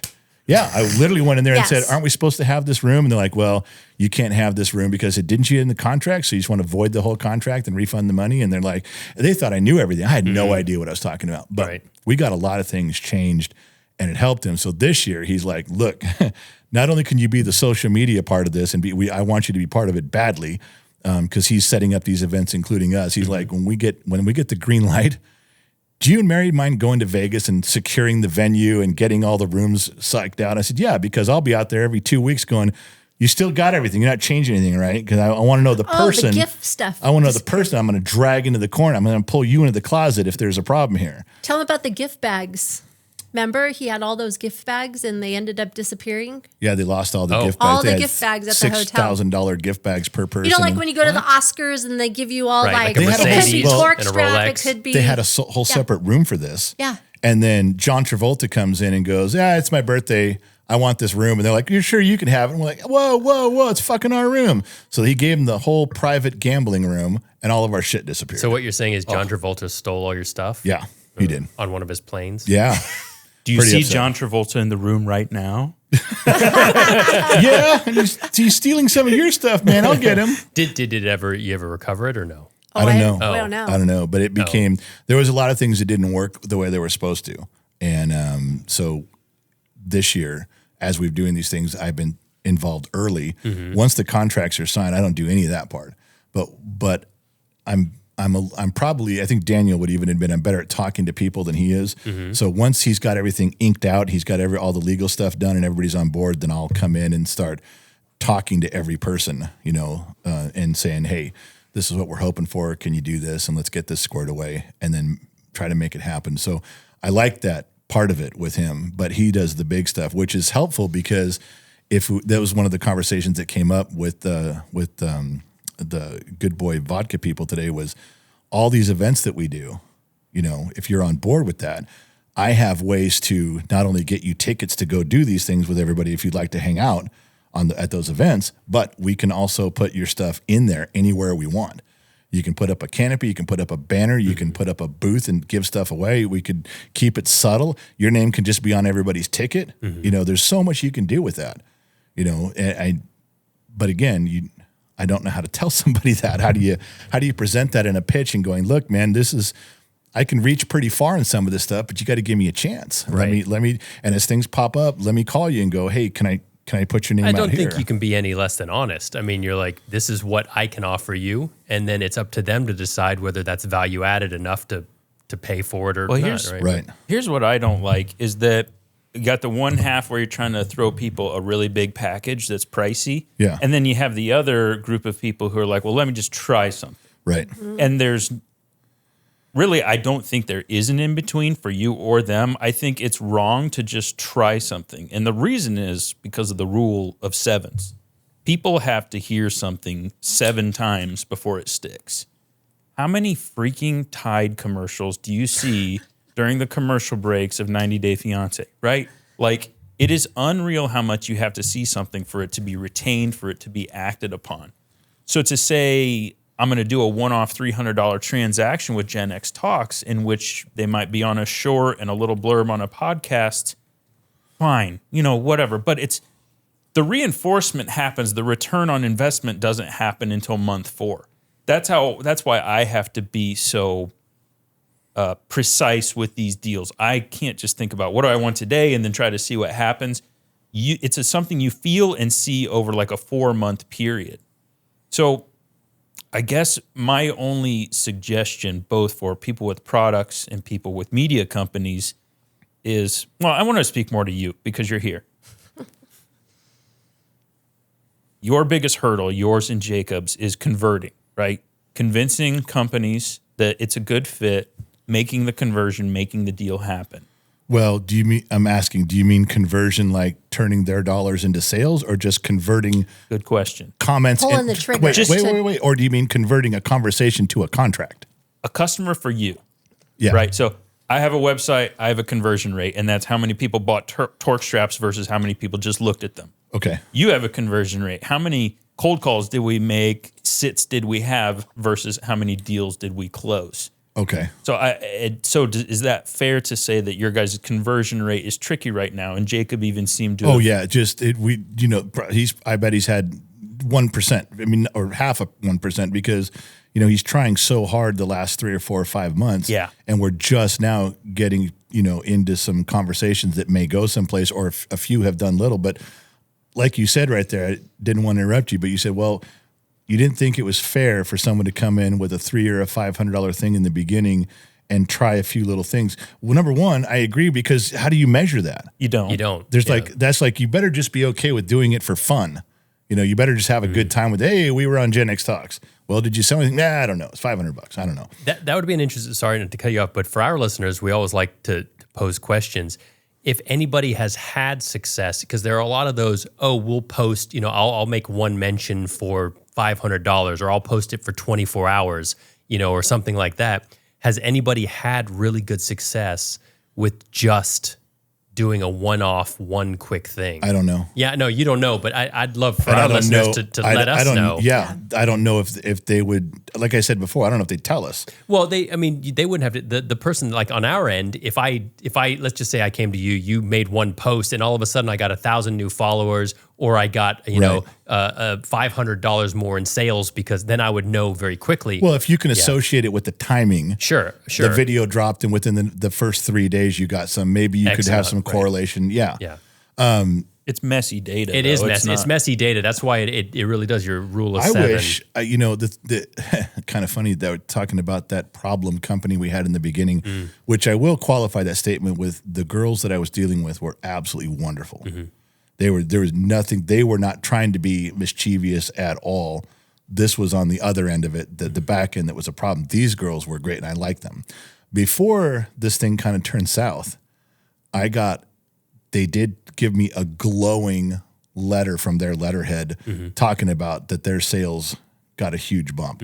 So for the money they spent, they obviously got way more than their money. They would have preferred to keep going, but there was no way I was going to keep going with this. And they didn't ask. Right. But even if they would have, I would have said no. But it was nice to get that letter. And then you get some other guys that you can use as a reference. Once you have 5, 6, 7, 8 of these, even if they're at 500, you're not really telling, like I didn't tell Grant, hey, I got 6 guys that I just did stuff with, so cough up some money. And then I didn't say, but they were all $300 each, and who knows if they worked. I left that part out. Sure. But they are success stories. I wish I wish Jacob was able to take the stuff that we've done well, and people that are genuinely happy with us as a reference, and then quit with the little ones and just go, can't you just hang out for some bigger, so can we stop doing it? I'll do it if we need to. I'll do it the whole time. I will say yes for the next year. But is there any way that we've done enough where they're starting to believe that I'm giving them a ton of effort here? I'm being genuine. Can we just get some bigger numbers and maybe not do as much of these and just stick with all those instead of having, like you said, you don't want to have 10 products you got to talk about. Right. Okay, good. Can I have 2? Right. Can I get like TorkStrap and Good Boy Vodka and then everybody just leave me alone? Because that would be simple for me. I could plug the shit out of that because now I'm not thinking of all these other things. I just got to worry about those 2. Right. And the more you talk about them and the more they're integrated into your shorts and into your podcast, that's the part of the family now. Everybody's part of it. They're the people that listen are involved at that level. Just like you came and said, what's the one thing you remember from the podcast was marcyzavala.com. Because I said it so much, you knew the name and you knew, and so does everybody. Everybody absolutely knows what she's about. And they follow her things, and there's people that have signed on with her, and it's helpful. Yeah. So I'd love for it to be not 10 things, but if Jacob goes, we're just not getting the big numbers yet. You're building your street cred. Right. So that if that's where I'm at, then I'll just the next year, while I'm doing all this stuff, I'm just going to keep saying yes and working as hard as I can. Yep. And I'll try not to make mistakes as I go, but I'm going to do it. Yeah. And I will tell you something you said that I raised my eyebrow to in support when you said it. I just didn't stop you. Was you said it's exhausting. It is. If you look at all the stuff that we do, and Grant and I talked in great detail about it before, I suffer burnout from being in that studio because there's no windows, and I'm in there 8 to 12 hours a day. Yeah, all the time. And, and there's so much filler, even though, okay, so we talked about all the things that we do. We go live 6 times a week. And then we have our podcast that we do, and there's editing, and we do all the shorts. And in between the new ones we're doing, I'm pulling the old retro ones from 2 years ago and revamping and putting them back up as a retro video. We're doing all this stuff. But then the filler work is the part nobody sees. On Facebook pages, there's all the nostalgia posts, Generation X. I'll bet she spends 3 or 4 hours a day posting all those and then going through and talking with people. And as us and responding and replying and doing. That's something we should tell people is that there's a lot of influencers that will not go back and engage with their fans They or post their followers. stuff and walk away. We and do. And it's part of everyone that I've talked to that works at Facebook. We've people that work at Facebook, work at TikTok, work at YouTube, and they will tell you influencers who go back and not just like. No. You go in there and you're engaging and you're talking. Authenticity. And you're blocking people that are assholes. You take the time. All their algorithms pick up on that. You are considered a healthy, active channel, and they promote you. There's lots of people that'll share a story of a picture that they saw. And a lot of times we just go back and go, thank you for sharing your story. Yep. Had nothing to do with us. No. It was that they took the time and wrote something about that promoted something. So you brought a memory back. So you're doing all the platform stuff. You're keeping all your live streams and all your podcasts and all your videos, new content going out there. She's filling in the blanks with all the in-between stuff. And then we have a members only site, and they pay $1. And and you got to go put up content that's just for them. So now not only are you finding content for your channel, but you have to find something family related. I'll show pictures of her out in the garden chasing bunnies around and chickens, and then people say, well, what happened with the chicken with the broken leg? And it's like, well, we nursed it back for a while, but this one didn't make it. This one died, and they know all about the hawks in our backyard. They know all of our dogs by name because we give them real content with real stories, and they're connected, and they will pay that $1 a month, and that number just keeps growing because it's behind the scenes stuff. but you can't let it dry. Not for a second. Not No. at for all. a You fucking second. have to keep giving them content all the time. So I'm always snapping pictures because you Yeah. don't know if Yeah. it's going to turn into a send story. me, she'll send me 30 pictures and I'm like, oh, thank you because I can just do something with that. What I would think would be random, like I would never take Doesn't matter. pictures of. But with a story, it's something. Yes. I'm watching a guy's lawnmower. Exactly. Like, That's what I'm saying. He just actually, there's one the other day, I went out to my little garden area. I have chickens out there and everything, and I'm watering the down because it's so hot for the chickens, right? And all of a sudden I told him I did not have my phone with me. All these hummingbirds, more than one, She had like 12 hummingbirds came to the come water. in to get where she was just a watering. little bit of the water. Yeah, they're just going off that. And And I'm I like, was why like, did you film that? This is like a Mary Poppins moment. Like So we're trying to get little, but I tell her, But that don't just- miss anything because I need it. I'm going to run out from of the guy who said social media is bullshit. Joe. Exactly, And like, that's what I'm yeah, saying. I know. I'm all completely- of us. yeah, I'm And not I'm like that still the anymore. one that does not carry her phone with her all the time. Yeah. I hate that thing. Yeah. And he's always yelling at me, keep your phone with you. I'm like, It's different when it supports a different way of life too. Like it's one thing but now you're seeing that, man, it could be really good. but it's also. I like that I'm talking with real people. That's Yeah. too, of course. I like the connection where like I know their names now, Yeah. and then we have this barbecue coming up. We do once a year at our house, and they buy tickets and they'll drive from all over. There's people caravanning That's to come to awesome. our house, Wow, that's and we amazing. sit for a few days and just hang out with those people. And they want to see in person the garden that they've been watching for a year with her. So then they're seeing us real life. Authenticity. Yeah. Exactly. Right. And we're inviting them into our home, our personal home. But what I was going to say is like the Facebook and all the platforms, really. I do Facebook and Instagram, but you constantly have to keep up on everything's changing. Yeah. And there's always, we were just talking about it on the way here, there's always, I don't want to say they're contents. What's they like? The other thing is everybody steals from everybody's page to post. Yeah. She does it, they steal from her. But I've been, for the last 6 months, I've been trying to create new ones that I'm trying to make a brand new one and I give those to her. And I don't know if people steal them or not. I know what they do. They give you milestones to reach of like one for platforms do. For example, Facebook right now is they want you to engage, comment back to 45 people. Wow. In like 2 days or something. Yeah, they give you a time frame, but you got to constantly go look every single day To see what their to do that. milestones are. And But if it's one person, if one influencer is covering all these social platforms, it'll kill you. I mean, there's no way. So I do. But their incentive is that they like double your money. If there's like, well, this was going to be if you reply to 16 people, you get $200. If you go 30, we'll give you $400. And so, they're trying to do it the right way. They're like, look, we want you to engage. We'll pay you There's to do huge it. incentives. But they're trying to get people on track with more engagement. So you can always tell what Facebook and Instagram are short on because it's always the thing they're trying to get you to pay do. you for that. Yeah, they're trying to get you to bolster that area. I want to go back in time a little bit because I wanted to throw this out here. When Brigger started this whole thing, he was given a really great opportunity to be in a music video. What were we, about a year in, 6 months to a year in? Yeah, I don't think it was a year. I think it was An close. up-and-coming band wanted him to be in this music video. He was 16 at the time, so one of us had to go with him. They flew on back set. flew him to Oklahoma. Went to Oklahoma. Well, we knew that and this was TikTok only at the time, because that's where he was posting. And we had no idea who was going to be there, but we knew that other TikTok people were going to be there. When we got there, he's still, now think of a 16-year-old boy. He's just geeking out about the whole thing that he's going to be in a music video, right? And I'm looking at all these people.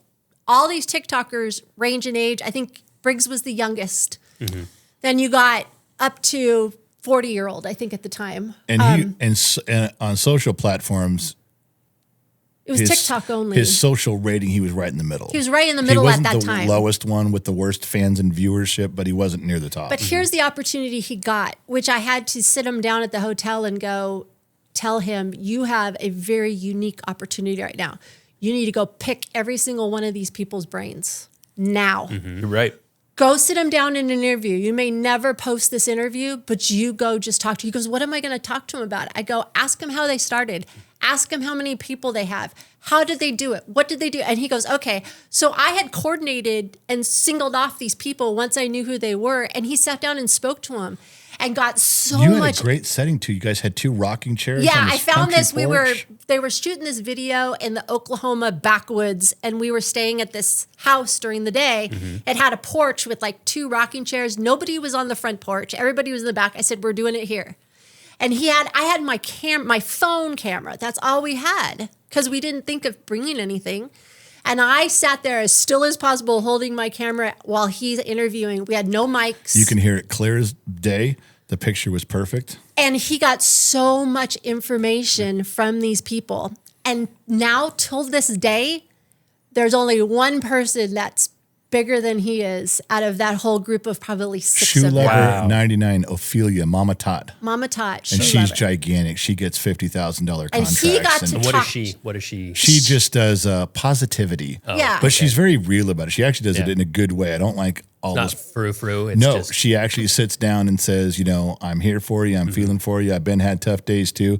And what's funny is that I've got that interview and I don't think I've ever posted it. Yeah, To it's this a day, great. and she's so popular now. That's like some golden stuff that Yeah. no He one's learned got. after that is when he branched out to the other platforms because he realized there was one person there with 5 million people on TikTok. 5 million. But when he got home and he did research, everybody clicked at the time of TikTok. You clicked because you liked that video, right? How many people literally go back and watch it? You may have 5 million, but that doesn't mean they're genuine followers. They're not coming back every single time. How much? How, are we allowed to keep going, or are you guys under a time restraint? Got all day. You sure? My cameras will die, but I have a contingency plan. Okay. This will record forever, and when they die, you'll see me get up. Just keep on. Marcus will draw keep you. the show going. as you're talking. You can keep telling them, or you want me to tell? We just went and started. We started investigating and watching them and how they were maneuvering their areas and stuff. The and problem then, was a couple of them weren't very honest. They were, they're a little bit proud, arrogant, like, well, you just got to do it this. And there was some that were like, look at, here's the mistakes we've made. And there's a couple that were like, I told Briggs, he goes, no, you got to listen. This guy's like, we got to do it this way. And I'm like, dude's kind of an ass, really give it a think about that. But so they weren't real honest with him, but he got some great information from the ones that were honest. Yeah. And very, very helpful because they'd already been in it, 2 or 3 years. yeah. So that was a great, unusual opportunity for him. And then he got some exposure because he was in the music video. It was really a fun weekend. What a great experience for a kid to be out there for a week in Oklahoma, getting Huge. flown out there. And they paid for everything just because they didn't want to hire actors. They're like, we just want other influencers. It was smart on them because if they can get influencers, can bring people to their channel. Yep. It was a huge thing in 2018. I was, my friends and I were doing film. I had kind of shared that with you. We would always get roped into filming these influencer-based music videos.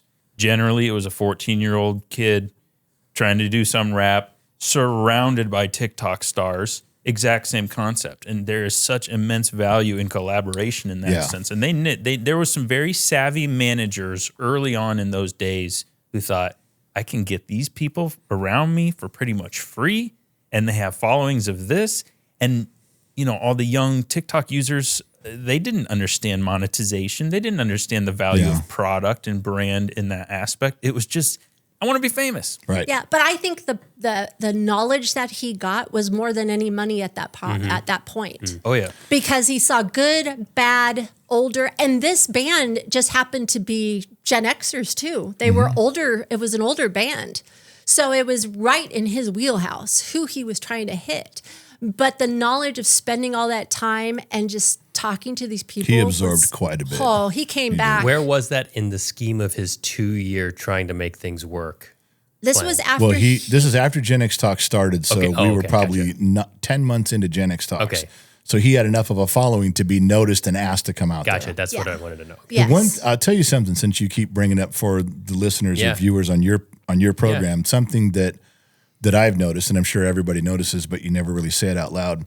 When you brought up the one guy had 5 million followers, this particular guy had like 5.5 million followers on TikTok. And Brigger geeked out, like, oh my gosh. Oh, he did. He just Celebrity status. Oh, sure. Yes. So there was a guy who, to put all this together, who wanted to be our manager, but never really did anything. We just kind of talked about it.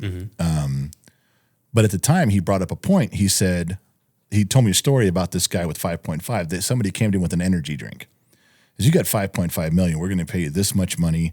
And I forget, it was like $12,000 to do 3 videos, make sure our energy drink's in it. And he was, huge, big following. And they sold like 12 cases.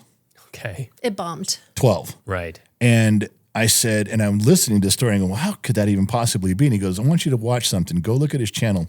5.5 million on TikTok. And at the time, I think the kid had 500,000. He goes, now, look at his last 8 videos. How many views? And like 100,000. It's like, okay, 5.5 million followers, 100,000 views per video. Where's those 5.5 million? Then you look at Briggs, he's got 500,000 and he's getting 200,000 views. Right. 50% or whatever. Yeah. He goes, lesson learned from these people that spent the money that you don't always have the following that your followers click on it. Now, this goes to what she said. And I've learned in the beginning on TikTok, and I got to tell you, it's probably everywhere, but it's most prevalent on TikTok. Everybody, oh, that was a funny video. Follow. Oh, follow. Oh, that's great. Follow. It is. Then, and we've done this in person. I'm a huge follower. How many people do you follow on TikTok? Oh, 3,000 or 4,000 people. I follow, name 10. And they go, well, the alligator guy, Chris, the alligator guy. And then there's there's the basketball guy who does it on the ladder and he's blindfolded. And that guy. And then who else do we watch? They can barely name 5 or 6. Yeah. Even though they follow 3,000, they can barely name 5 or 6. Well, those are the only ones they're ever going to go back and look for intentionally. Right. Otherwise, they just keep swiping. Right. And everybody swipes and follows, swipe and follow, but they have no fucking clue to who they're following. So those follower numbers don't mean shit if they're never going to come back and find your channel. I mean, that's a fantastic pull for our audience, right? It's like if we're looking for an influencer, make sure you just don't look for their amount of followers. Make sure you start researching their videos. That's exactly what you're saying. So what I do, this is just me making this up. This is not scientific at all. I will look at similar influencers to us to compare.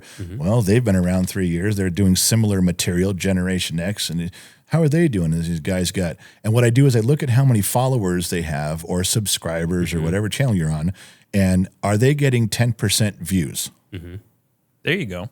Are they getting 10%? If they're a million, are they getting 100,000? Are they just getting 10%? And some of the people that I enjoy watching in all areas, they're getting, it's huge to get 20%. It's rare, to get 20 to 30. That's a fucking home run every time. Yeah. So when we get 20% consistently on across a channel, we're getting higher numbers per capita than almost all those other guys out there. Definitely. I said it in our episode. I'd rather have 100 good followers than 10 bad ones. Right. Exactly. Or And excuse me, the other way around. Right, but that's the way. But That's what we look that's how for. I measure it Yeah. in my head. I look at it and go, someone will say, Briggs will say, well, this guy's got 5 million people. I go, and you get more views than he does. Yeah. And he goes, oh yeah, because he did that. Everybody looks at the numbers. Now the problem, flashy. yeah, the problem is that like with TikTok right now, we're shadow banned. So we have to wait to come out from that, and then our numbers go back up. We got out for a week. We had a video, 2 million views. It was a month ago. Then you get shadow banned because they don't like something. Like we put up that video. I don't know if you guys saw the one we did with the word retarded in it. Yeah.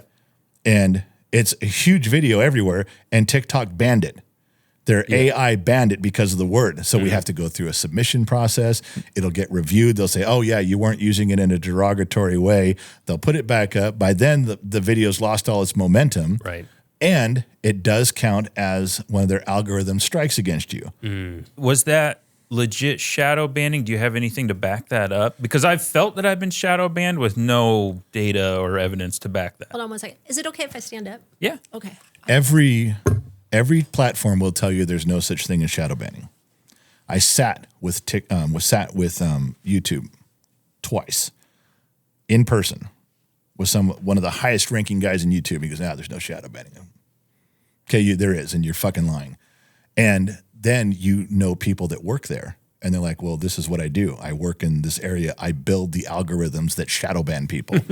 And they'll tell you, like, I know someone who's in that genre. They say, well, on Facebook, we put a cap of 40,000 views. And if your video gets to 60 or 70 or 80,000 during that cap, it doesn't report it. Your video can beat 80,000. You're only going to see 39 on the screen. All your friends are going to see 39,000 on the screen. We don't let it go out there. And they can do whatever they want. There's no rules. It's their fucking platform. If they don't want to do it, they don't have to. But shadow banning is a real thing. We've talked to people that work on those algorithms. It is a real deal. And luckily, I'm in a position where, like on Facebook, I can go to someone and go, am I shadow banned right now? And they can look it up and go, yep. And you're out in 12 more days. And there are things to do that. But it is a nightmare to go in. And it's luck that I even ran into people. And I'll tell you how. They liked our channel. And they reached out to me personally and said, if you don't tell them my name, you never talk about me specifically, I'll tell you what's going on. Yeah. And they tell you all the inside information, all the data. That's huge. It's gigantic. Yeah. So shadow banning is a real thing. Because I know people that do it, and every platform will tell you it's not a real thing, doesn't happen. You creators are all weird, just making it up. No, they're not. It is that way. So that's a thing that counts against us. How would I go to Grant and go, look, man, I know our TikTok numbers are low, but it's all bullshit. They're really higher than that. You just got to trust me. Give me some money. Flag. Give me some money, man, because the numbers aren't real. You know, what you're looking at, it's not it. There's a real number behind it. You just don't know. How do you tell somebody that? There's no way they'd believe you. Right.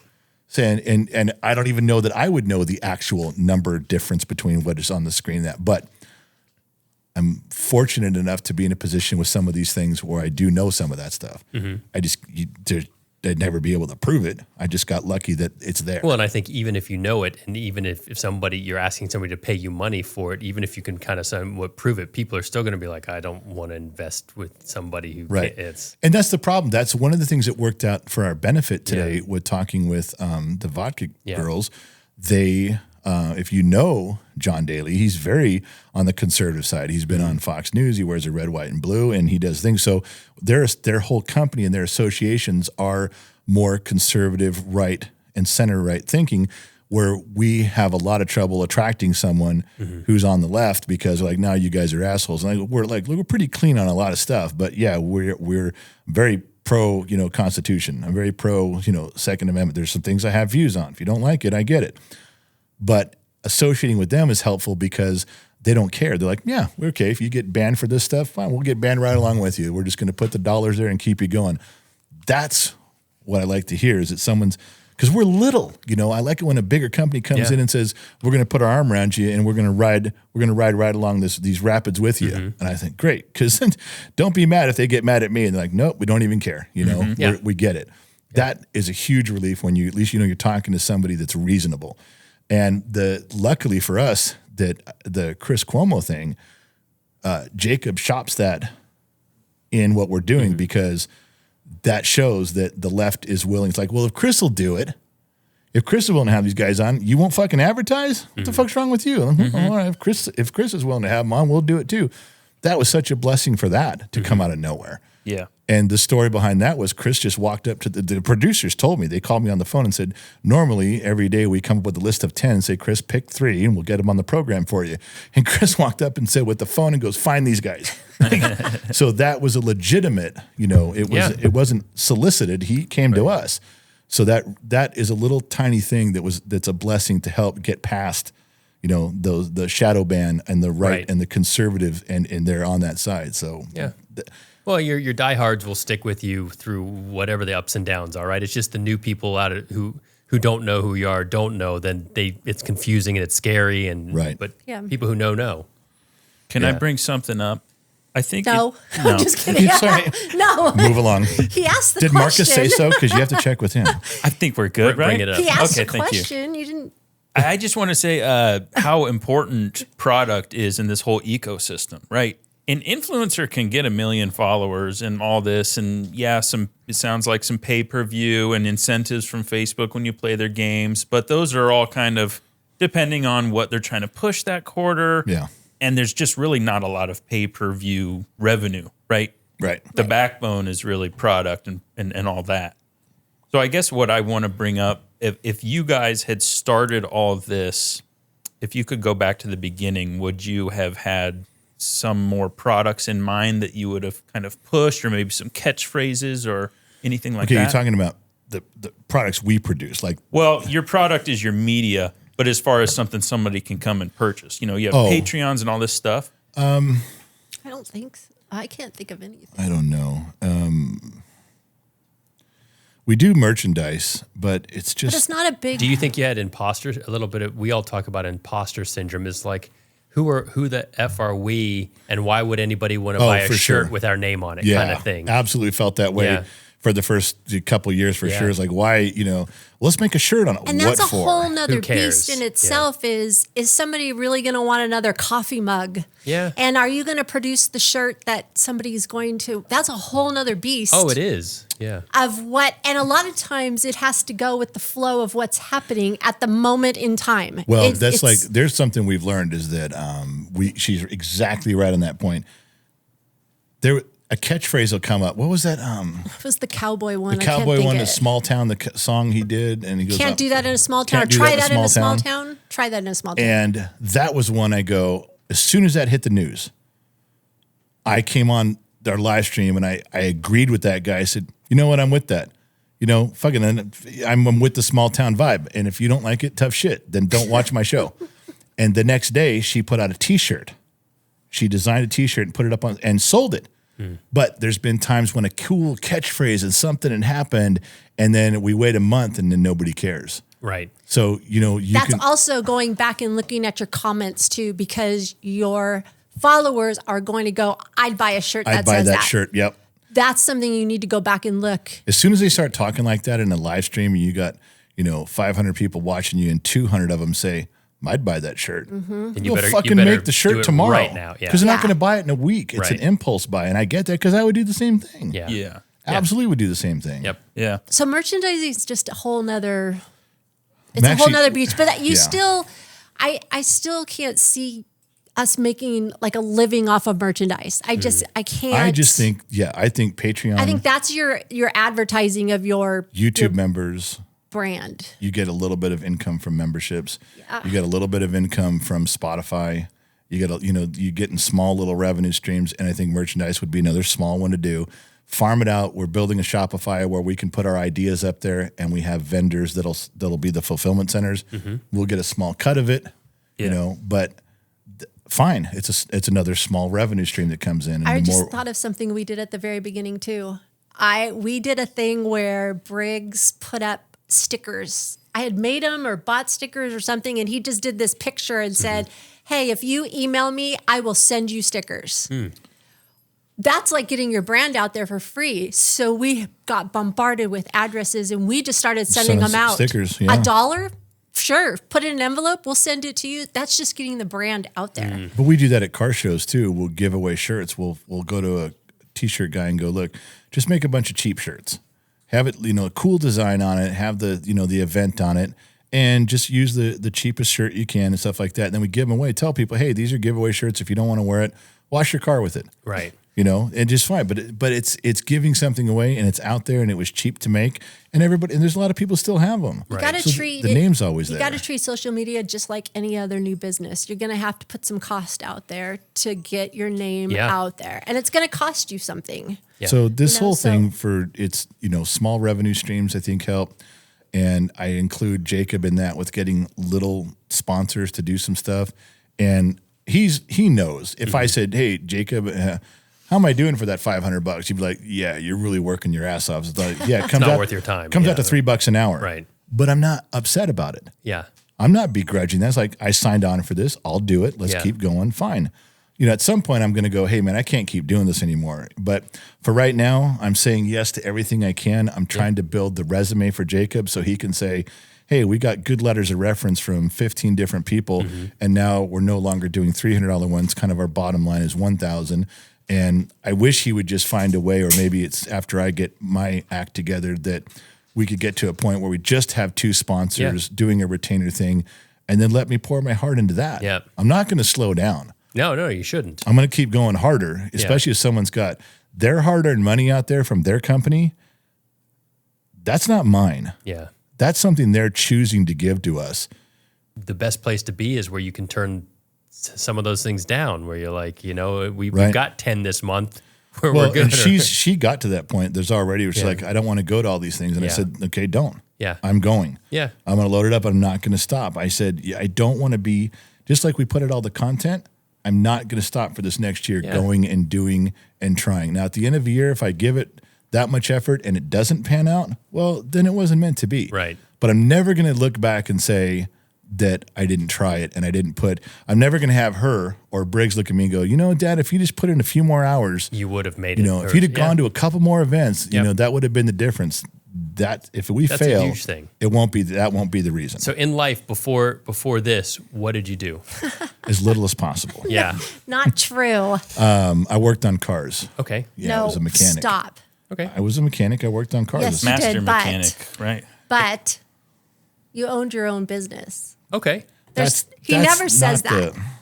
That is hard. You brushed past it's it with massively. me. It's massively. And hard. this wasn't the first one. No, but it's when people ask what I do, work on cars. Yeah.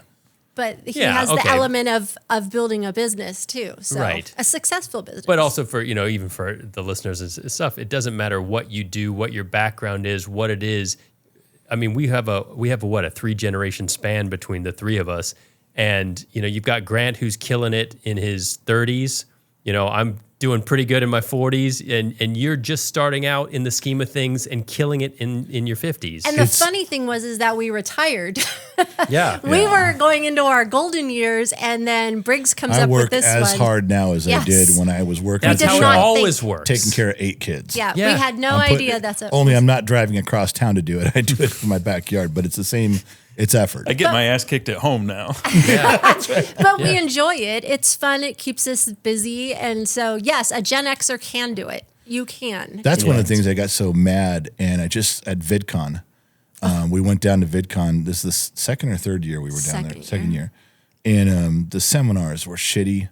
The attendance was shitty. And I've offered to teach a seminar. And I told them, I said, you guys are missing an opportunity to have Briggs and I on stage when you could be 55 years old and start over. You can be 15 and start. Yeah. And you got 2 guys going to tell you a story here that people would genuinely want to listen to, because all this shit we've been listening to, you couldn't pay me to sit through those again. Yeah. And I keep offering you something, but they won't, because they know we're a little bit too conservative. Well, tell them what happened at last year's VidCon with Briggs. Well, that was pretty amazing. Yeah, they had a pretty good turnout last year.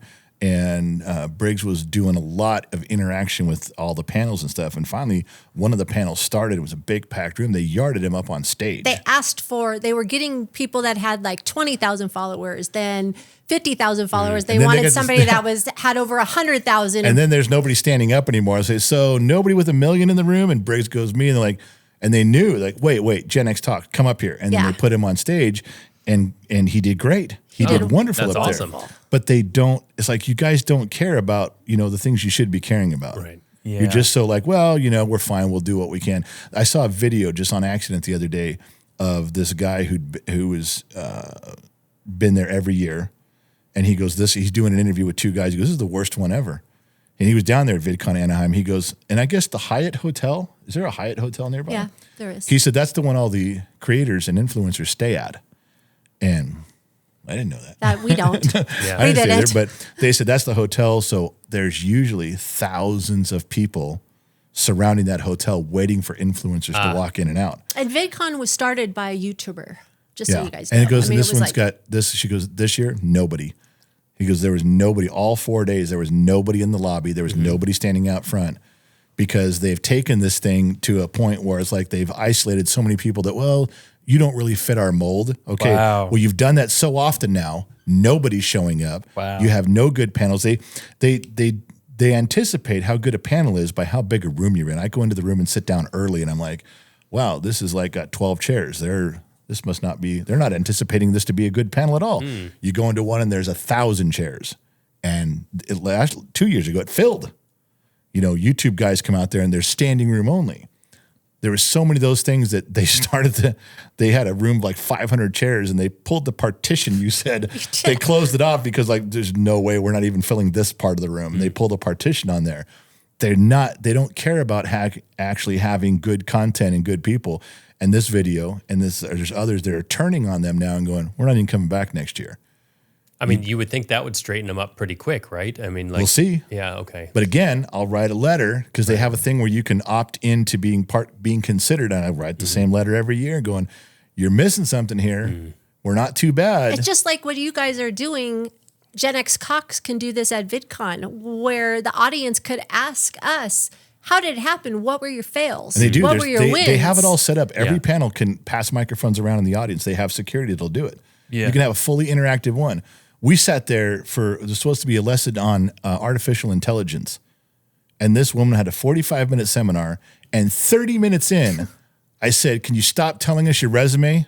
I don't give a shit where you went to school. Yeah, I get that. 30 fucking minutes. You haven't said one fucking thing. There's 15 minutes left before we got to go to the next one. And all you've been telling us is how great you are. Ever heard of retention? Like, Yeah. we are at VidCon, you know. Yeah, Jeez. it was, but it's now just catered to the up and coming. And leftist. Anything, if you're part of the Kids. woke movement, they are still very, very into that. So if you're part of that, you want a spot on stage, we'll absolutely give you But that. it seems like they're even losing that crowd, right? They're losing everything. everybody. Yeah, they Yeah. lost. They just the most telling thing for me was the guy who said he's been there every year for 12 years, and he said there's nobody at this hotel looking for influencers anymore. And they did have some pretty good names this year too. He goes, I made Briggs go through the list because they put up on their website who's going to be there, and I had him go through it because I don't know who they are.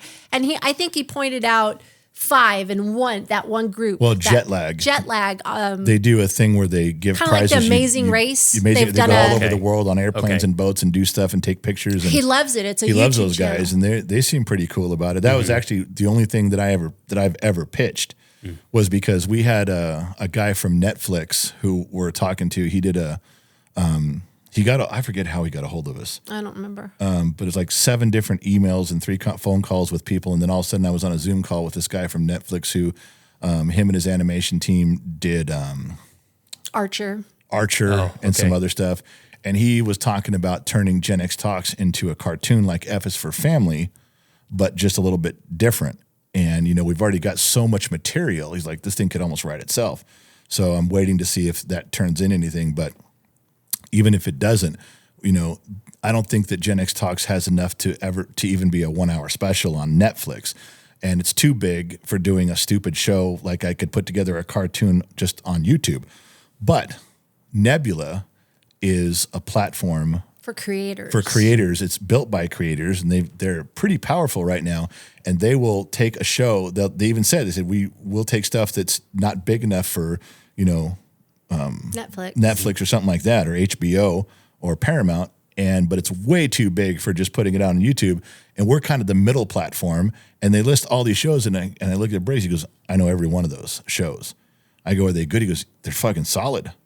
So I went up afterwards and I said, listen, we've already been pitched a little bit, Gen X Talks, and I just made it real quick, 30 seconds. And I said, if you're interested, he goes, yeah. The guy goes, DM me in Twitter or X or whatever. He goes, and let me do some homework. And I go, well, that didn't go well. And Briggs goes, that's the guy who greenlights all these. And every one of these shows, when they do interviews on how you got started, they all started with a DM to that guy.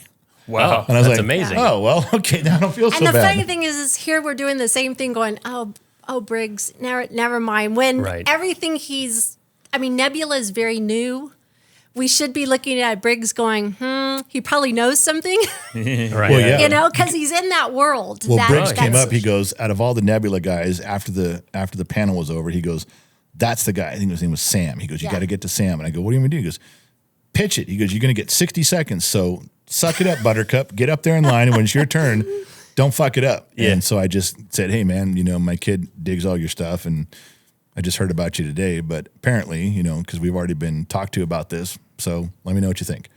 And he's like, yeah, that has an idea. I just got to get familiar with your stuff and see if it's good or bad. I said, well, if it's not, do me a favor and at least tell me, so I'm not hanging around like I'm waiting for the guy to call back, Yeah. And he goes, no, he goes, so who knows? But it's just those little things. That was something that did come out because they did their part of VidCon right. Right. So they had a following, they had a crowd, and their panel, their seminar was filled. And we weren't going to go to that one. No. But Briggs told us, I want you to sit in and listen to their pitch for Nebula. So So it's just, the opportunities come and go, and you don't know if one of them's going to hit or not. But we never got that Cuomo thing. If Jacob hadn't done a news article with us in town, he got the newspaper to do an article, little hometown story that we're from Bakersfield. So we did it. Turns out that was the first thing Cuomo's people found on us. That's And awesome. read the article. Yeah. And she told me, her name was Nora, and she was wonderfully nice. She goes, wouldn't even have gone any further, but you got such a great write-up in the Bakersfield Californian, and it's a pretty left-wing paper. She goes, so we went forward. Oh, But you that's never great. know what's going to build on Yeah. what, or what's going to get passed around. You So gotta again, there's magic that happens. this year, I'm saying yes to everything. Yeah. Every conversation, because you never know who would say, well, that isn't really good for us, but my buddy over here, he may be interested. You don't know. Yeah. So we're just at that point of trying, and you don't know what's going to come up. But Well, I want to talk a little bit about something that raised my eyebrow was, all the work you're doing, Mary, with the Facebook page, right? What I jotted down in my note was this 80-20 principle. It's a kind of an interesting concept, and there's a book about it and plenty of other people who kind of basically plagiarize the same concept and write their own book about it. But 80%, or excuse me, I'm going to butcher this, damn it. 20% of the stuff you do yields 80% of the results. It's a fancy way of saying trimming the fat and utilizing things to better value your time. So with that, I cut you that short out of our podcast. Your podcasts is a treasure trove of content, especially banter between you guys. Do you think that would perform better on all your platforms, especially like Facebook, than trying to find the nostalgia picture with a caption? I think It that depends on the platform, because I'm noticing a trend on Instagram. Sorry, honey. I'm seeing a trend on Instagram where it's mostly videos now. I don't want to go down that road and just go because everybody else is doing it. We have a mix of pictures and videos. because there are videos. Yes. They're putting up nostalgia videos where they show a Coke machine It's and a they show commercial. Michael Jackson and they show It's, and yeah. that's a big thing now that they're going to, instead of putting up Because a it's a nostalgia reel. picture. They're Right. going for the money aspect. I'm not necessarily looking for that. I want retention of our followers. I want them to see and come back, because if they're coming back for the pictures, they're going to come back for the videos. And the funny thing is if social media was something I did, it was Instagram. I liked the pictures when it first started. Just I could sit on my break at work and run through and just see stuff, or get an idea. Like Pinterest was really big years ago, just pictures. So I pitched to them and I go, we really need to get on Instagram. I don't think it's going to make money, but I think you guys should do it. And both of them said, no, we're not doing any nostalgia thing. I'm like, yeah, guys. They hand it, they go, fine, just take it. I think, when did you guys give it because to me? we had a thing just in our head that like with Pinterest, if someone said Gen X Talk should be on Pinterest, I go, no, that's dumb. Yeah. That's the way it felt about Instagram. I had no idea at the time who was really watching or what. So she got it. I don't know. You were It's late. like 800 people on our channel for I don't even Instagram. know if it was that many, yeah. And now 2 years later, it's 350,000. No, 300,000. 303,000. Sorry.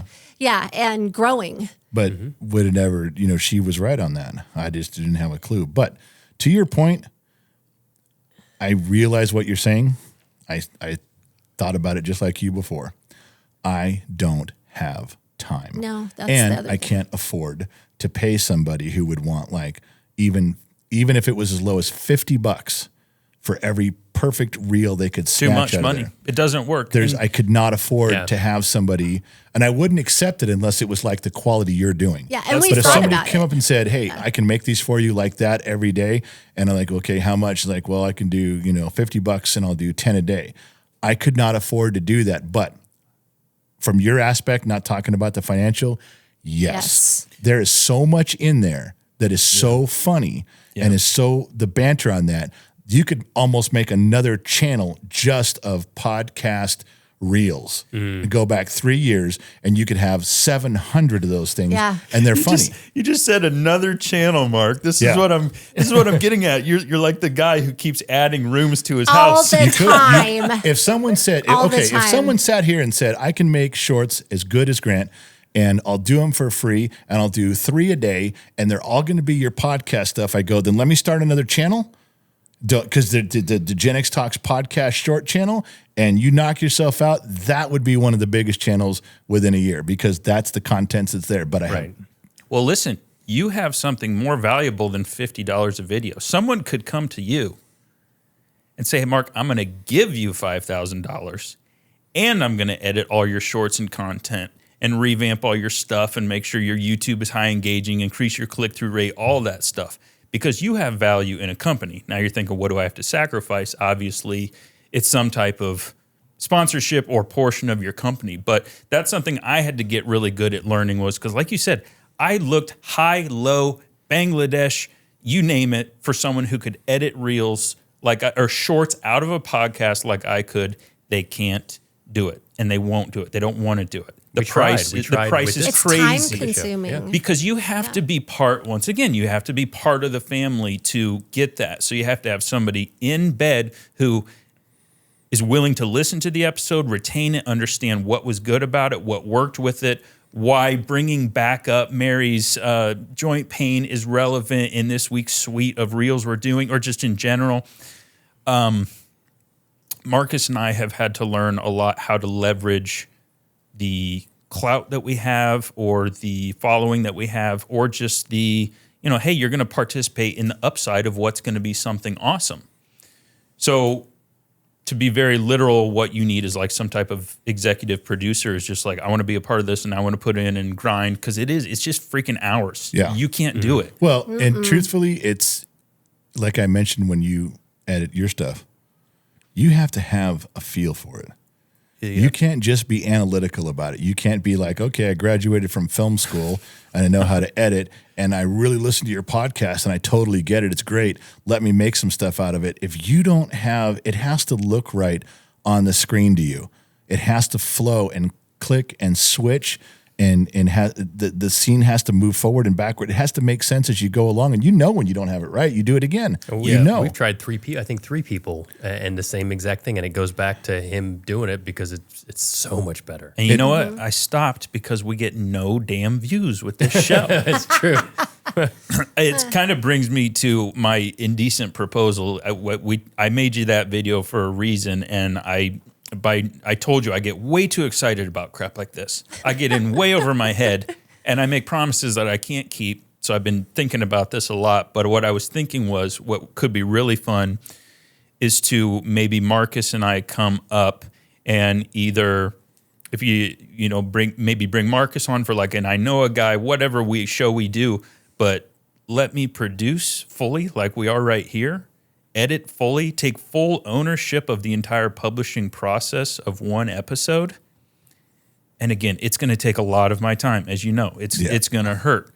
But I love this stuff, as you can tell. I can only imagine if the work I did actually got views, because you guys are celebrities. It's kind of like a normal person, you could give him a pigeon and nobody cares. But if you give Mike Tyson a pigeon and he pets it and he loves it, because then everyone's watching it. Right. So all of my work falls on deaf eyes, deaf ears.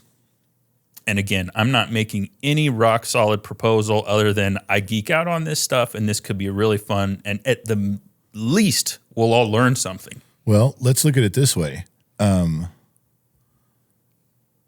If you made a mention of something just in passing, you said, I wonder if it'd be kind of cool to edit your stuff, to produce and engineer a podcast and make it look like Joe Rogan's. And it clicked in my head, because I don't have time to just switch cameras. I just keep things on split screen and add a little graphic to it and produce it, and everybody likes it. But why does Rogan switch those cameras, or Theo Vaughn on his now? Why do they have different camera angles? Because that's the right way to go. That's why sitcoms are now filmed with 6 cameras instead of 1 or 2. Yeah. We've been programmed and brought along over 50 years that this is what works, and that's how you keep the retention. Why is it different with art? It's not. I just can't do it. But exactly. Boy, when you said that, I thought, my God, if we could just find a way to do that, to set up cameras and splice it all together. Yeah. I don't have. I'm already doing 6 to 8, 10 hours of work. But doing something like that and pulling out a full edit, a full production and edit, and pulling out 4 shorts out of it. You can generally get 4 moments. to 6. You're right. Yeah. You pull out 4, you could have an entire other channel. And because you're not starting from scratch, we've already got an audience. Mm-hmm. Everybody would go, holy shit, we're going over to that. We're no longer watching them on YouTube here.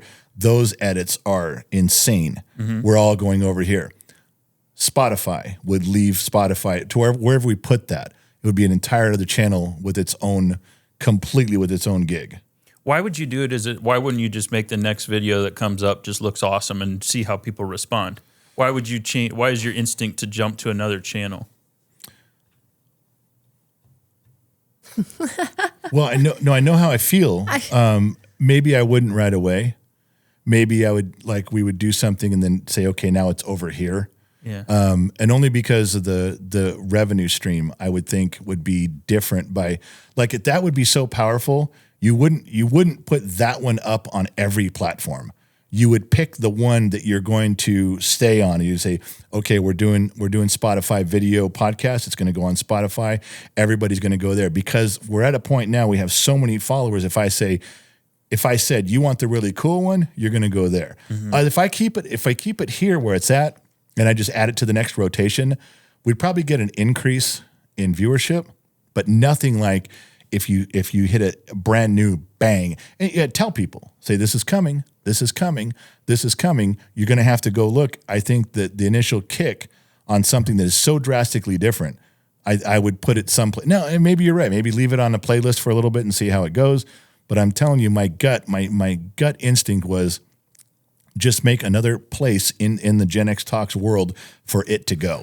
I can't handle another bedroom in that house. I went through your website, man, and I have a very unique mind. It's very dumbed down. Like a lot of video games I couldn't get into, Minecraft type of stuff. Not Minecraft, but anything with numbers and potions and mixes. I'm a very straightforward, this one's too hot, this one's too cold, this one's just right. I told you that during our episode.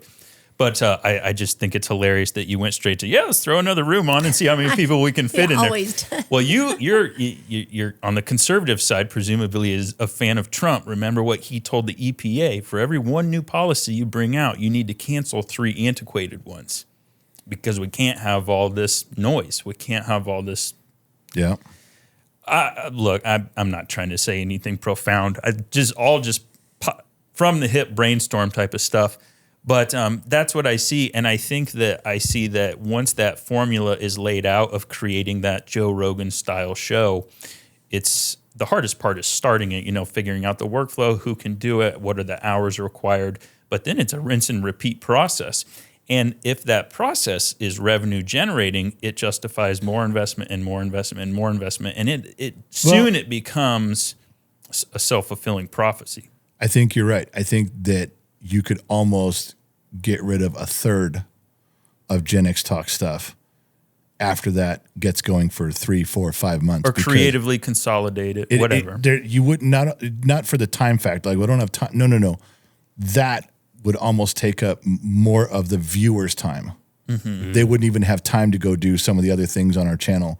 That would be such a powerful, if you're talking about doing it right and doing shorts, it would absorb a ton of viewers. It would suck the wind out of other areas. And I don't care. They're all still here. Everybody's still here. Mm-hmm. But that would take what is already a growing solid podcast to a level that you'd have to get hired on by Paramount, or you'd have to have Spotify funding you, or you'd have to have somebody come, because you don't get to that level in your garage normally. It's not something I'm just telling you, I don't think so. I don't. Have you watched the Joe Rogan show? Is he in a Paramount studio? No. He's in some shack in Austin, Texas. 4 walls and a door. He looks like he's in a telephone booth half the time. He kind of does. 2 cameras. Yeah. Right? Yeah, but we always he's sit got there a going, neon light behind him. He has a neon sign. We have a neon sign. He doesn't. Don't be an ass. He doesn't. Don't be rude, Mark. He fake neon. But all happen. But we always sit and we get humble and go, who wants to listen to us just sit around? We're past that, Mary. But that's what we talked about. But we sit there and talk about that. We're just like sitting at a kitchen table just talking about life. Like, well, you already know the evidence. It just shocks us. People tune in. I told you, your guys' show, it's not my general forte, but I felt warm after I listened to it. We don't really need to explain it more than that. It's a really cool thing. I like how the high percentage rate of people that follow the podcast are vested, because if I skip something during the podcast, I get emails going, well, what's Jade doing? You didn't say what's going on with her boyfriend. Like, well, no, I was talking about it. Yeah, we got that. Or some people go, dude, you didn't do a car story at the end. I really was blown away by how many people were vested in the ongoing saga of whatever this is. Can I share something with you? No. Tell him no. You always say no. I know, because he's asking a question. It's weird that I ask, right? Yeah, that's why I'm saying that. It's your show. Like, should we put it to a vote? Where was I hearing that? I don't know. I think that's how therapists speak. May I share something with you? So I'm just joking. I love it. Here's what's going to happen. Here's what happens with every episode that I produce here. Okay, you see all the cameras, you hear the audio. It's going to sound exactly like you hear it when it's out on waves, like every little detail. The thumbnail, I screen grabs the funniest face you guys made during this. You know how that goes. I send it to my guy in India who I've trained immensely on how I like my thumbnails. He's going to create a beautiful image that's going to have a high click-through rate. The first minute of this video is going to be optimized for the autoplay feature on YouTube. You know, you're thumbing through YouTube and the video just starts playing. The first thing people see is your Mike Tyson impression, for example, right? Like I don't know what I'm going to pull yet. Scratches. Yeah. Scratches. So they're going through the feed. It comes up. There's what's going on, the content, the title's I'm going to put so much thought into the title. Does the thumbnail encourage you to read the title, and is that enough to make you click? I'm psycho about this stuff. And here's what's going to happen. This episode, maybe not because you're on it, but I'll say my last episode, I did all that. It's at 133 views, 133.0. Let that sink in for a minute. Where are you going with this? Yeah. I'm gasping for air. I'm holding my breath.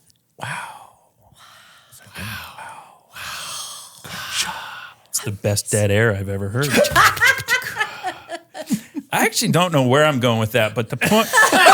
That was the worst 2 minutes of my life. That was such a hype job. I'm going to need those 2 minutes back. No, that was a trick. I created that environment just now to put at the beginning of the video to encourage people to watch all the way to how we got to this point. So you show the car crash at the bottom of the canyon first, and then you learn how they got there. Kind of like a later this week type of thing. Anyway, all those details to be said, I put in an ass load of work to this, and it gets 0 views because no one is searching for inventing, or very few, right? Tons of people are in your stuff and into what you say. However, when they're scrolling through YouTube and they see a thumbnail that's a square image of, me sitting in my chair, you sitting in your chair, and it says interview, you're going to get people clicking who already know you. You're not going to get people clicking who don't know you. Right. And have the chance to get to know you. And that's where I'm stuck with a lot of stuff, is that we just got followers that are interested, but we're not getting any. You guys kind of had a backwards career, right? You started with the followers and then all the channels came in, whereas most people would start, well, I don't want to say start with the followers. We talked about Briggs' efforts for 2 years, all that. But as far as all your media, it's kind of a backwards career to where you can get away with whatever and you get awesome followers and awesome engagement and really cool fans. I'd love to see where your shit could go. And it all comes back to, you and I trying to strike up a deal in the beginning. We can do a transaction thing, 6 months, a year of X amount a month and figure all this out. But me as a psychotic creative that I am, looking at it like, well, I'm not going to sign up for this if I can't help them do this and help them do that. Again, I haven't landed on anything with this. I know you can tell I'm losing my mind over the potential. Well, imagine what Gen X Talks could be in the hands of a professional, or in the hands of someone attending to the details like you do. Because I do what I can and make it clean and good and move on. Imagine what someone who had, let's say you were a bazillionaire, you had billions of dollars, you're like, I'm just doing this because I want to. Imagine what you could turn different parts of Gen X Talks into with time and talent. Yeah. But you know, who's got money to pay for time and talent? Who's got so much money they can do it for free? So here we are. We just sit and go. Now you want to do one episode, you're going to see something amazing with that. But it has nothing to do with our end, because our end's the same every time. You know, we have the content, it's the banter, we got that part down. Yeah. What you're going to see after that happens is your hands into it, your result. Your work is going to be, if we go from 3,000 people on this episode on Anchor to 7,000, it's not because we did anything different. It's the creative. That's end. where you'd see on your end. The back stuff you were end. talking about in the beginning, I had no idea what you even mean. All the beginning stuff about I got the thumbnail part, but then you're like, they got to see this, and then they got to see that. I then didn't the realize how click-through rate. important that was. I don't even know what that is. So don't ask me if I'm doing it, because I don't even know what you're talking about. Okay, well, that's a relief. My fear was going to be like, Grant, I know I tried all that shit 3 years ago, and it doesn't work for my audience, which could very well be the point. That's why I proposed, let's just do this once. Let's just have fun, guys hanging out, whatever, having a little project, geeking out, and see. Your audience could say, F this bullcrap. I feel like I'm watching a show of Ricky Lake and I don't like it, and this isn't the grit that I wanted. And we'll say, cool, at least we know. But maybe if you'll cast a net that'll catch, 50% more fish on the first try, and it's like, whoa. What's the company that the guy we talked to about being on his platform? We just Adam Carolla. Oh. Yeah. So funny that we've already had the first conversation and they said, yeah, we're open to this. Let's have another conversation. Wouldn't it be incredible timing to have an episode or two when they come back to revisit this and they're like, whoa, what happened here? and all the shorts that you'd pull out of it, just quick 30-second slams. Just saying that there's timing. We talked about weirder things. Yeah. Oh, timing's everything. Yeah. The people you meet are everything. That's one thing I'm learning. But it's also, we talked about going behind a paywall. There's another decision of Well, do you do I that? just counseled. It's so funny that I was able to talk through this with Kevin Sullivan with 21 Gun. He was on Compound Media with Anthony Cuomo. No, Anthony. Cute. I don't know. I was going to ask you guys. Anthony. There's a big Cuomo. thing called called Anthony and Opie Show on the East Coast. Yeah, they I've were heard of it. huge in the 90s. I mean, unstoppable. And Anthony and Opie split. They canceled their show, because they were too rough and outrageous and said shit and did shit. But it was insanely like Howard Stern level. Yeah. So Anthony and Opie, that was their show. They split. Anthony went on to do his own thing, and did this Compound Media, and behind a paywall had 50 or 70 podcasts that he would pay, and then all these people came in and he would divvy out money, and he did a great. In 21 Gun, my friend Kevin got into that, and he was behind that paywall. So And tell him, then he picked up Briggs. he picked up Briggs as producing the show, being even remote, bring in the link, bring in the video, talk about this, and he Just some basics. he talks That's some stuff awesome. in there too, because Briggs goes, well, you guys are all old people. You guys, of course you think this way. You guys are idiots. You're old. You don't know what's going on. Yeah. And he would throw those in there. So it was it rounded out their program pretty nice. So I was talking with Kevin over the years, and I said, all your eggs are in one basket when you're behind this paywall.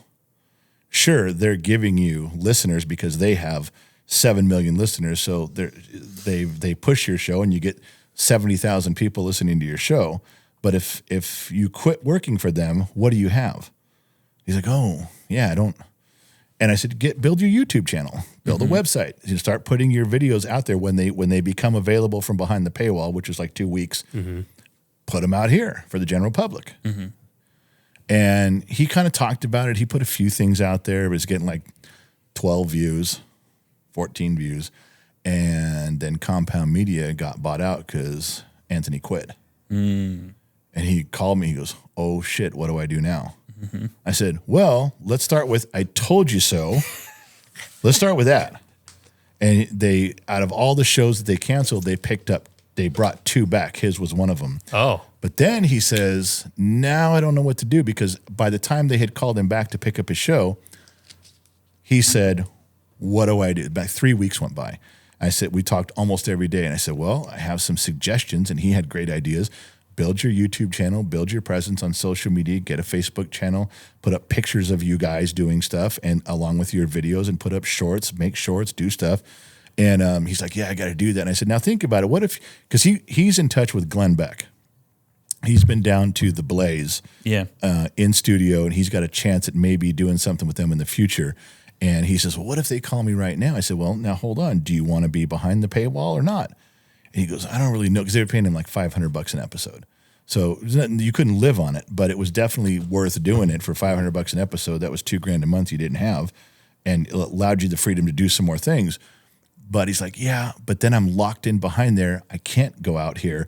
The one reason I didn't build social media everywhere is because I was behind the paywall. And even though things could come out in 2 weeks, it just wasn't worth it. And I said, but now you're gung-ho on building your whole presence for 21 Gun. He goes, yeah. And I don't know what I would do if they offered me the paywall gig. And so we talked about that off and on. And I said, okay, here's what you do. Because he has a regular 9-to-5 job. He goes, I got to be careful. He goes, if I say some stuff off color, that's not behind the paywall, he goes, I could be in trouble with where I work. They might go, yeah, we don't like you anymore. You're too right-wing, get out of here. And I lose my job and my pension. So I said, okay, well, then just go build your stuff and do these big episodes. And if you have to do a behind the paywall one, do your whole episode there, edit it and put it out here. Now you're building your whole social media world, and you still get the paywall stuff. So they called back in 3 weeks, and they said Compound Media got sold to this other group, and they said, we'll bring you back on, but you're only getting paid by people that sign up to follow you. Everybody that pays $5, and he goes, I don't think anybody's going to pay $5 to follow me. They may pay, $20 a month to be part of a big program that I'm part of, but me specifically, I don't know. And he goes, that's kind of a raw deal. And I said, but you could still do it and have your uncensored, unscripted stuff there and build that. Let the subscribers go from 20 to 50 to 500 to 1,000 over time. You're gonna record it anyway. Mm-hmm. Say what you want.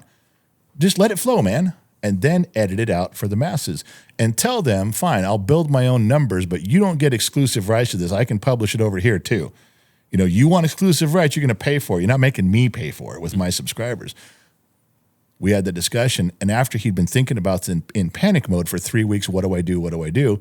He kind of got some conversations narrowed down, made all his own decisions on it, but he went to them and said just that. He said, okay, I'll get my subscribers, but my content is mine, and I'll do what I want with it. I'm going to censor it down and do my own platform, put it on Facebook and Instagram and YouTube and build my stuff and Twitter, and they were fine.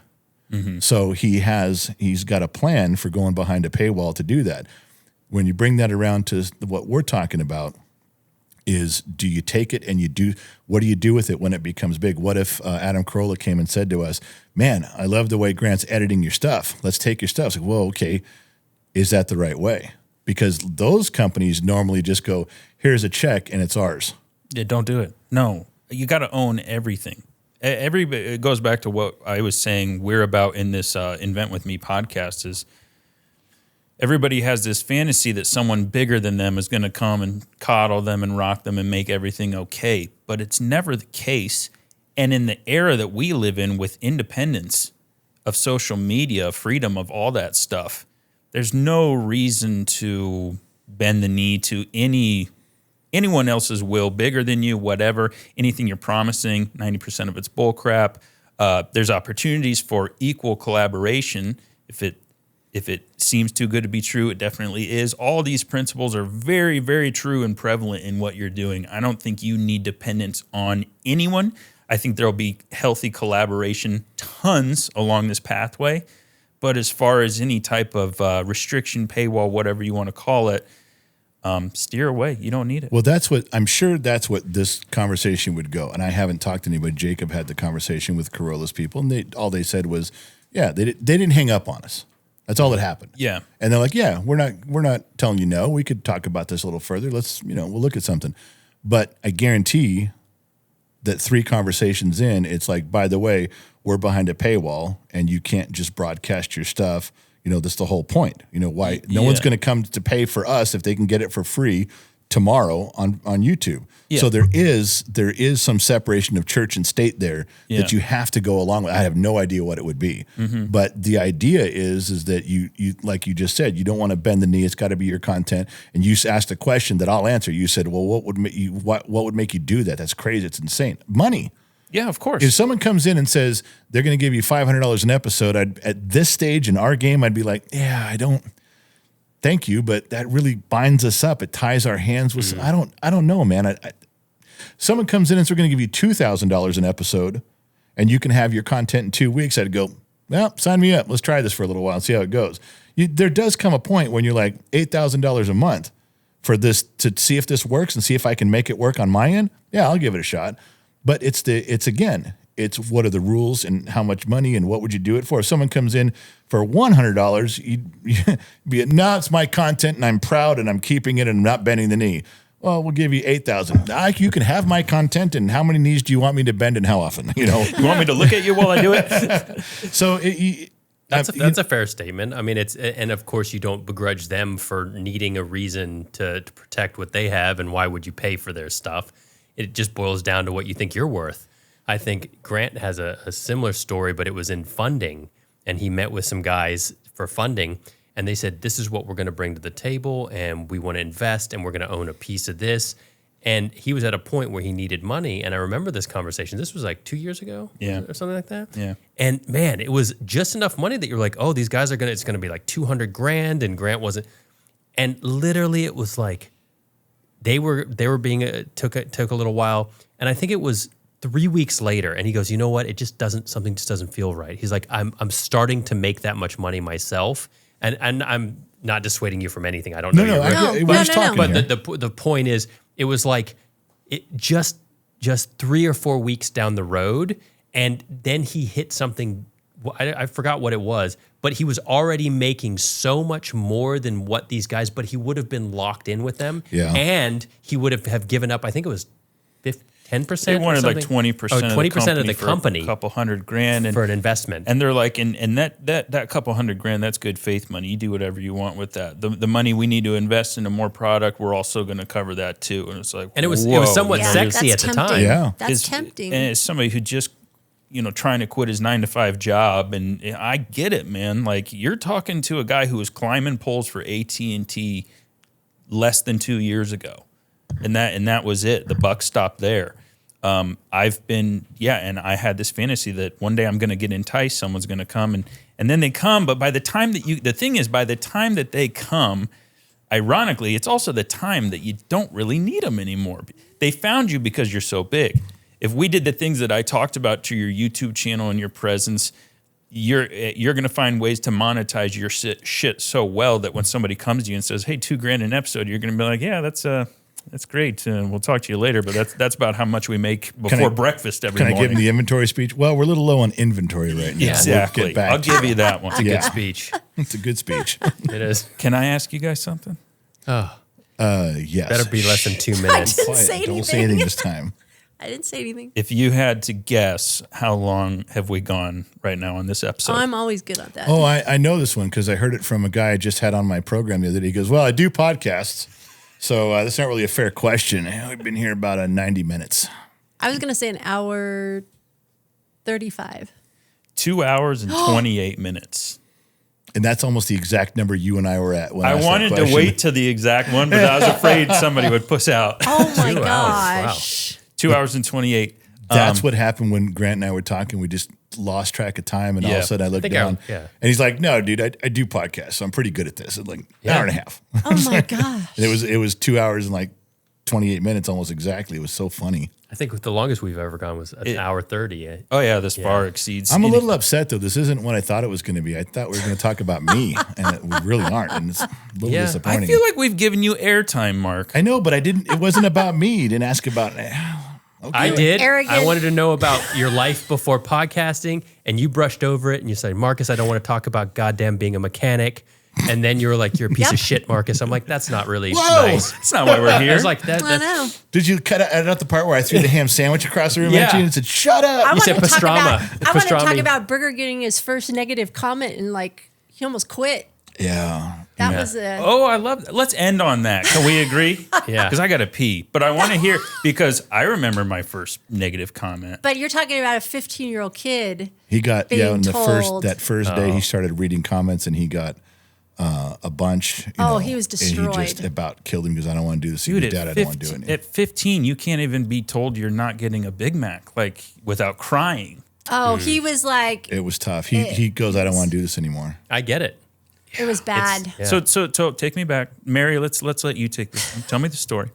I don't remember what video it was. I can't even remember, but I was helping him do the comments, liking, and you kind of go down and you skim, and then they said something personal about him, or it was how like do you his- let your dad treat you like that, or And his acne and his teeth, his face his or crooked something. teeth. Nobody knows that he broke his jaw, and that's why his teeth are out. But his teeth are all crooked, and his acne was so bad, and they were doing personal stuff toward him. Yeah, And the video get off wasn't TikTok because you're ugly. Get out. Yeah. Your content's pretty good, but I can't stand looking at your face with all that acne. I'm not coming back. Jesus. go get Yeah. a haircut. Your hair, it just was an attack on him, and it destroyed him. I mean, he was just a mess. He Remember, was, for a few days, he didn't want to do it. And I said, well, then don't do it anymore. And then he came around, but it took a while. but we had to talk to him and say, this is part of being on your way to being famous. You're going to get these I negative told him, comments. well, my thing was much more simple. I said, you're going to get a job at Taco Bell, and some dude flipping, tortillas in the back is going to go, dude, why'd you get hired here? You look ugly. I wouldn't want serving food. You can't serve food to people looking the way. I mean, it's going to happen anywhere. So you might as well just figure it out. Wow. Not just because you're on social media. That shit can happen to you anywhere you are. That's the most Gen X response that I've ever heard. I love it. It's true, man. It's very true. It is true. It's very true. So you had to just sit him down and go, you know what? This is the world. This is how the world works. World's really nasty these days. And he kind of was like, okay. And you just go, it's not, they don't know your story. Just like when they say about the 2-minute videos, like, how can you let your dad talk to you? Or they'll turn it around and go, God, you're just a snot-nosed kid. Well, he talked to, that was one of the, he found a reply because there was thousands of people. When you're getting, hundreds of thousands or 1 million, 2 million views, you get thousands of negative comments. And I came up with a phrase for him that he used repeatedly, almost a copy and paste. He's like, so you think my dad's abusive and I live in a terrible house because you watched a 60-second video. Yes. You've known my family 60 seconds, and I've been here 15 years. And now you're going to diagnose myself and my dad's relationship because you watched a 60-second video. Yeah. You are one of the best therapists ever. Usually it takes therapists, 15 years to hone their craft and go to school and get a diploma and then practice and practice and practice. And even then it takes them, a couple months of sessions of a father and a son to understand, what the dynamic. But you figured it out in 60 seconds. You're fucking awesome. Are you rich? Are you like the richest guy on the planet? Because you're amazing. I couldn't have done that. Can I read your book? Yeah, there's a Once therapist he fed out there him couldn't that, do it. he realized, yes, they are judging me on 60 seconds. They don't know that I got hit with a Dodger baseball in my mouth at Dodger Stadium and broke my jaw. Oh, my gosh. I mean, that's another story, but they Yeah. don't know that, and that he went through all this stuff with that. And we joke about him that you're a TikTok therapist. What the fuck could you possibly know in 60 seconds, you dipshit? Yeah. But thanks for stopping by. Yeah. And I add stuff now. She'll give me comments. She'll go, you need to take my phone and go handle this one. And this guy write a paragraph. No, she deletes a lot. But then there's times she tells me, no, you need to go take care of this guy. So I will educate some asshole in the comment section. And then I finish with, and I'm not deleting this. I want to leave this up there with your name to show everybody what a fucking idiot you are. Yeah. I'm not deleting it. I'm going to copy and paste this and send it to my friends so they can come read it too, you fucking moron. Yeah. And a lot of times they delete the comment. Yeah, keyboard After that goes up there, warriors. they delete it themselves. Yeah. So People love nothing more than trash talking. Like it's And it happens, but he's grown up with it, and now now that he's out in the real world, he's tough. Nothing's gonna Cody stop Bellinger him now. hates our family. Now you said that was the last story, so either you got to cut me off or you got to listen to the story. I'll listen to anything you got to say. Cody Bellinger hates our family. Played for the Dodgers. Wow, I can't believe you even said that. I don't know what the hell you're talking about. What is Cody Bellinger? Cody to lead Bell- up to a story. Cody Yes. Bellinger played for the Dodgers for a lot of years. I'm not a sports guy, Mark. Okay. Okay, well, Cody just know Bellinger's that a it- famous Dodger. Great player. Baseball? Yes. Baseball. I gotcha. Yeah. So Briggs is out there with her opening day, and he's shagging fly balls before the game that come out into the. I know what shag and fly balls is, damn it. I You just don't know what these. sports is. So I just don't. I'm sorry. I don't know They guys' were- I names. gotta take it back down to 3 They year were like I'm talking to a pre-gaming batting 3-year-old. practice. That's what they were doing. And Okay? so he loses one in the sun. And I lost it too. And most kids like, oh shit, you put your glove up. And he goes, I'm not giving up. hits him right here. Oh, From home plate to left field, hit him right here. Knocked him unconscious, broke his upper jaw here and folded this whole thing back. So he goes and has surgery, gets everything done, and that was opening day. That same year, we went with some friends and we had some seats right behind third base. And my son kept calling me. My one son, I'm like, fuck, I'm put down my phone. I'm trying to watch a baseball game. Watch a baseball game. Finally, I took my sunglasses off. And I was sitting, like, I had my glasses here, I had my phone just like this, and I'm like answering it. And my phone exploded. My glasses and my phone explode. I mean, boom. And I was like, what the fuck was that? And what had happened was Cody Bellinger was at bat and hit a foul ball, line drive, hard as he could, right at me. No. And I didn't see it coming. I did. She saw it, and she's very athletic. She goes, I thought about catching that. I thought about putting my hand up, but she goes, I don't want to break my. She goes, I just went, no. And she pulled back. She goes, I knew when it hit you, you were dead. She goes, I just knew. I heard the thump. The whole stadium went silent because it was one of those moments that's rare that even the replay camera, you're like, oh, but I mean, it hit me and everybody gasped and the whole 60,000 people shut up. I didn't know a ball had hit me. Yeah. It just felt like, ow, what the fuck was that? And where's my phone? And my phone flew. My glasses blew into pieces. People were picking up my lens and little nose pieces and walking them over to the guy says, here's your phone. And he's 2 rows back. Yeah. And I said, all right. So then everyone's security and medics come running. And they're like, you okay? Yeah. Just what happened? And they're like, you got hit with a foul ball. I said, oh, all right. Because it hurt, but it wasn't that bad. Yeah. I think the angle just glanced. It hit me dead center, though. I think if I'd have been faced at it, it probably would have killed me. But it was bad. But it was like, oh, sorry, everybody. Keep playing the game. And, and so I about 45 minutes later, I walked back up to get a hot dog or go to the bathroom. And it took me 40 minutes to get from my seat to the top because every single person wanted to talk to me. yeah. This was before Gen X talks. Too. Yeah. Yeah. This happened before. Thank God. And it was so Cody Bellinger. First took his Twice. teeth out, then took me out. Yeah. Damn Cody Bellinger. And that puts us at 2 hours and 38 minutes, which I think is. So now we know that we're both comparable podcasters. I think we'd settled that. I think so too. Okay, cool. Yeah.